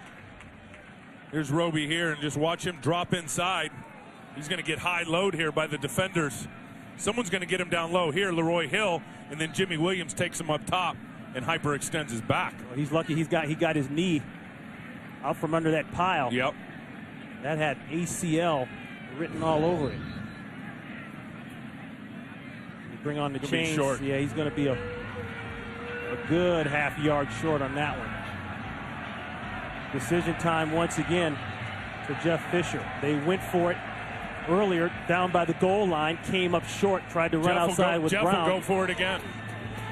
He's got nothing to lose. My opinion, I'd punt it. Well, and I'd punt it. They lined up for a punt on 4th down, faked it, and converted the 1st down. I mean, look at how many times they've gone for it on 4th down this year. Stats show they're not going to get this. Straight ahead. He'll have to get it on the second effort, and he did. The first effort wasn't there. They clogged up the middle pretty good. Boulware had him, too. There's the strength of Steve McNair, a 32-year-old guy that's still got a lot of juice left in those legs. They didn't mess around with that outside run stuff anymore, no, they didn't. Because watch Boulware come flying out here, and he's just going to have a collision with Steve McNair, but McNair goes nowhere. You see him, he just keeps driving, keeps his feet. Boulware's going to lay the hat on him now. Pow! Right there, but McNair can absorb it and has the strength in his lower body to pick up the 1st down.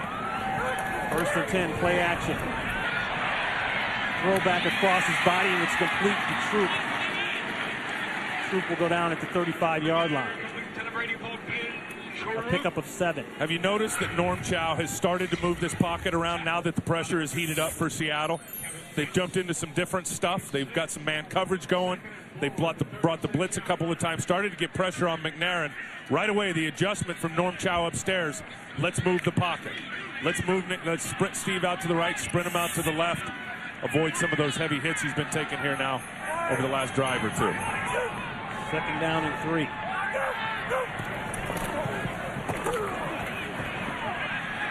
Brown inside for a few.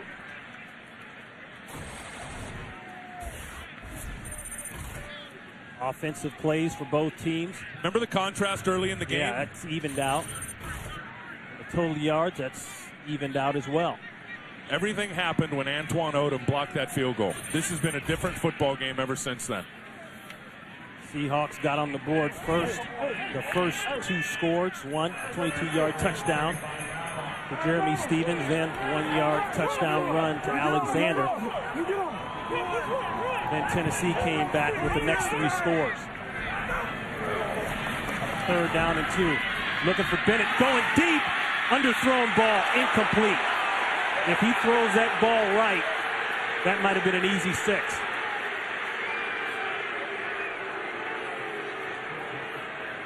He did throw it late because you're going to watch Bennett. He's going to go right here, and he's going to run this 8 route, Ronnie, which is that inside go route, and he gets by Trufant.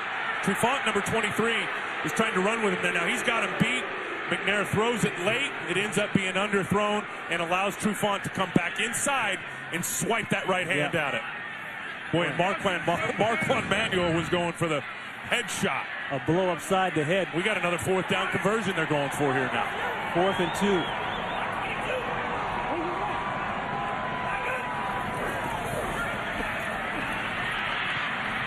And that one will fall incomplete. Think about this now. When the last time they went for it, the 2 times before this, and they should have kicked the field goal. I mean, they're lining up for a field goal to get up by 1 rather than not having the football. The Seahawks by 4, and we've talked a little bit about it in the break, Tim, not going for that field goal and not getting your points. But Baronis is a good kicker now. Yeah, he's had a pretty good year. Yep. And if they'd have gone for it earlier and he pushed it through the uprights, now they could have lined up and went for a field goal there and had a 2-point lead. Alexander, and you're going to see more of Alexander trying to work on the clock here. Don't forget, coming up next, it's game 2 of our doubleheader, the Cowboys and the Redskins. It's going to be a good one, man. Woo. Remember that Monday night matchup earlier in the year? The couch magnet got everybody. Everybody went to sleep. Santana Moss. You think Roy Williams will be back there as the last line of defense if it comes down to that play again? I hope not. 2nd down and 7. Titans defense has to get off the field. They play man-to-man coverage and a completion inside. Jaravicious. They've got to keep him involved, Ronnie, as they venture forward here in the next couple of weeks and try to make that push for the postseason. I know that Darrell Jackson is back, but you've got to keep Joe Jaravicious in tune in part of this game plan. Working over here on Ronaldo Hill, man coverage, put the brakes on, come right back to the football, and set himself up. And Joe is a seasoned veteran now. He was with the Giants, down to Tampa Bay. Big part of that Tampa Bay team that won the Super Bowl. It's been such a smooth transition, if you think about it. Right from Mike Holmgren's system, or right from John Gruden's system to Mike Holmgren's system, and it's been a seamless transition for him because it's a lot of the same stuff. Seahawks are 9-0 since he was mentioned as a starter way back in Week 5 versus the Rams. Alexander for a few. The NFC playoff picture, as we've talked about all day, the win here would mean the first round bye. This is going to do it. If you look here, Seattle. If you look there, this is going to do it for the Seattle Seahawks. 13-3. They've got 11. They got to win 2 of the next 3, period, and they've got home field in the Northwest, which is going to be a tough place to play. Carolina, you saw them at the bottom there. They are up 24-7 over New Orleans now. And the Bears will play later tonight against Atlanta. Strong out of the backfield. 2nd and 6. Alexander, this is going to be a bounce out. Gets away from Haynes, gets away from Thompson. And you know, it's funny because Alexander has this knock of not being a very fast guy, but he's listed as a 4.3 from his pre-draft workouts, 4.340. He can fly. I mean, that is flying. He's running away from guys. Hainsworth had an angle on him. Thompson came. He runs away from him and picks up another first down for the Seattle offense. Another career high for Sean Alexander. And yeah, look at that per whack. It's about what it is, too. 7 yards of whack for Sean Alexander. And you got to say it just like that, man, because that's what it feels like to the defense. Whacked upside the head. And look at them. They're all stacked inside trying to stop that run. 1st and 10. Here it comes. Good play by the Tennessee defense. Well, they've jumped into this Bear defense, which is just loading up the box, covering up all 3 guys inside with 3 big defenders. To me, the hardest defensive front to run against, and you can see why. Everybody gets covered up. You're strong at the point and then allow your speed to come out from the edges.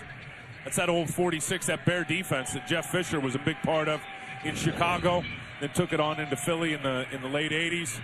It's the best run defense in pro football. That's why a lot of teams don't run it anymore, because they jump in that Bear defense. Offenses come right to the line of scrimmage, check to the flat, right to the pass, right to this. So a lot of teams don't run it because it is weak against the passing game. Well, it's an 8-man front, and if you're going 8, then you're going to play with man-to-man coverage in the backfield. And you better have people that can play man-to-man coverage. Second timeout taken now by Tennessee. Well, they just brought in Rocky Boyman, extra linebacker here, and took out Ronaldo Hill to play the run. Another run by Alexander. A marker is down late as Alexander falls close to the first down marker.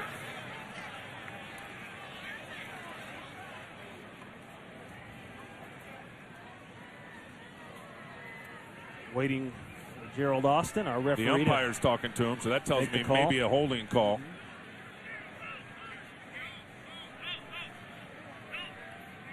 We're going to talk it over and over and over.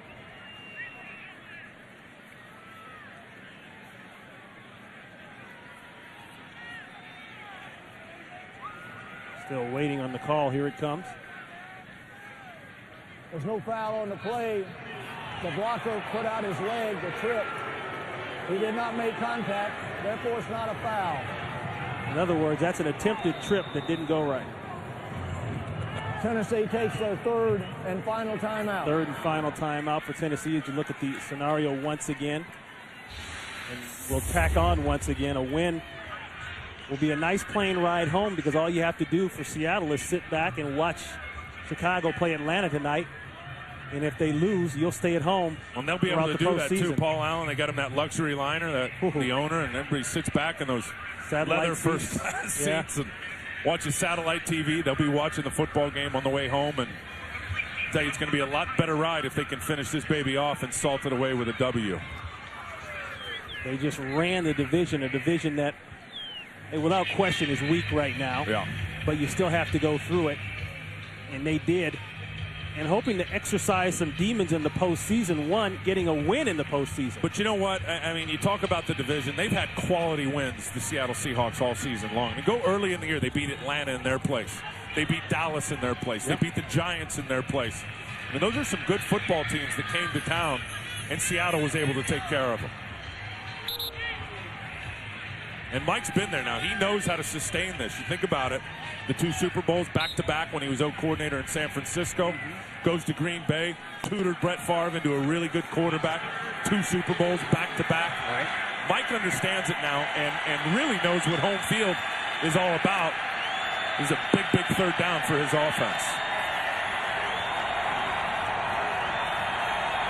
Look for Alexander here. He's 13 of 13 in this situation. And there it is.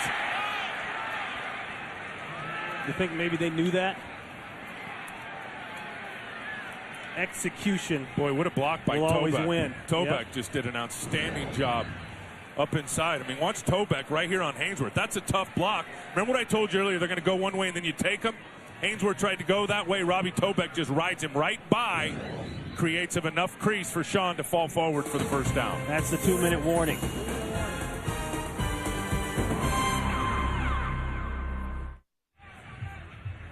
We're under the 2-minute warning, and Sean Alexander continues to stay good in the fourth quarter. That's a 10 up there.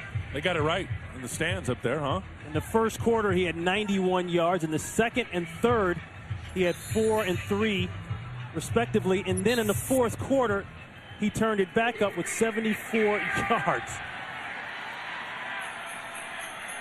I guess that breathing thing when you're on those long, I guess that helps, huh? Tennessee has no timeouts. They can't stop it.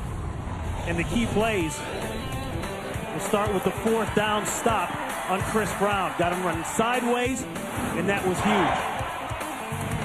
And the touchdown coming later. That was after that fourth down stop. Yep. And the fourth down miss, a miscommunication. But you made a good point, Tim. When Seattle went to man-to-man coverage and left the zones alone, things changed. You didn't see the tight ends running up the field scot-free. You didn't see Drew Bennett standing wide open. You got to put pressure on a seasoned quarterback that understands how to window shop. You know what I'm saying? And he could, McNair could window shop into those zones all day. And as soon as the second half, third quarter came around, they started pressuring him a little more man coverage, more blitz. They were able to have more success defensively were the Seahawks. Now defensively, though, they gave up a little bit. They'll be in the meeting room bright and early on Monday figuring out some things, because remember, this tape goes around the NFL, and don't think that Indy and the other teams, especially the NFC playoff teams coming in, won't look at that. What's Ray Rhodes saying right now? You know, Ray. He's mumbling under his breath. Our man Ray. He's mumbling under his breath about what he wants to harp on when he comes back into the meeting room on Monday. I think Mike will have to kick him out at 4 o'clock.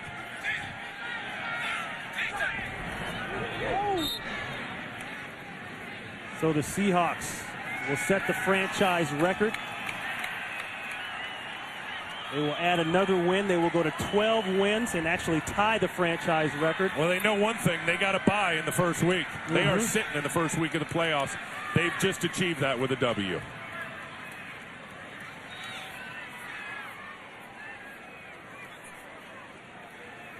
And they sure look like the team to beat. It looks like the road to the Super Bowl for the NFC is going to go through Seattle. So for Tim Ryan and Maria Black, I'm Ron Pitts saying so long from Nashville. The final, Seahawks 28, the Titans 24. Right now, let's take you to the Sprint Game Break Show. Here's James Brown. So long, everybody.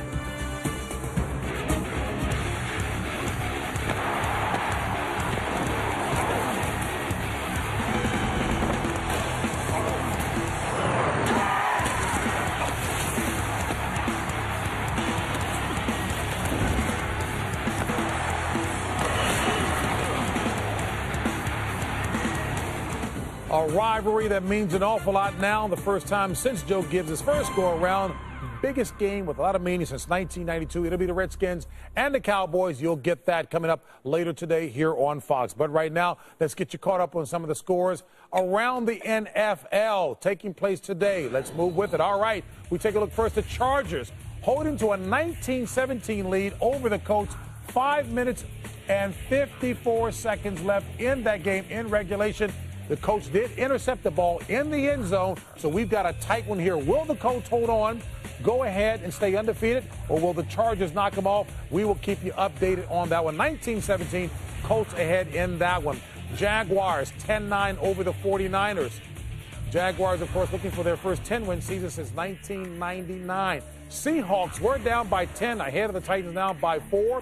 Panthers looking to move a full game ahead of Tampa Bay in the NFC South, ahead of the Saints. Todd Bowman with 5 turnovers in that one. And the Eagles nursing a 1-point lead over the Rams. The Texans with Dan Reeves on the sideline evaluating talent, playing well. A lot of talent. They could have been playing well all season. Steelers comfortably ahead of Minnesota. And the Jets have won 3 straight against the Dolphins right now, trailing that one by 4, that one in the 4th as well. Game breakers of the day, Drew Bennett from Tennessee. Terry, Steve Smith, talk about comeback player of the year, having himself an outstanding season indeed. Sean Alexander on the ground getting it done, and Jonathan Wells in place of the injured Dominic Davis for Houston getting it done. You can vote online at foxsports.com for the game breaker of the day. All right, folks, we're going to take you to a little bonus coverage of some NFL action between the Carolina Panthers and the New Orleans Saints. We'll take you to join our announcers, Kenny Albert, Brian Baldinger, and Jay Glazer.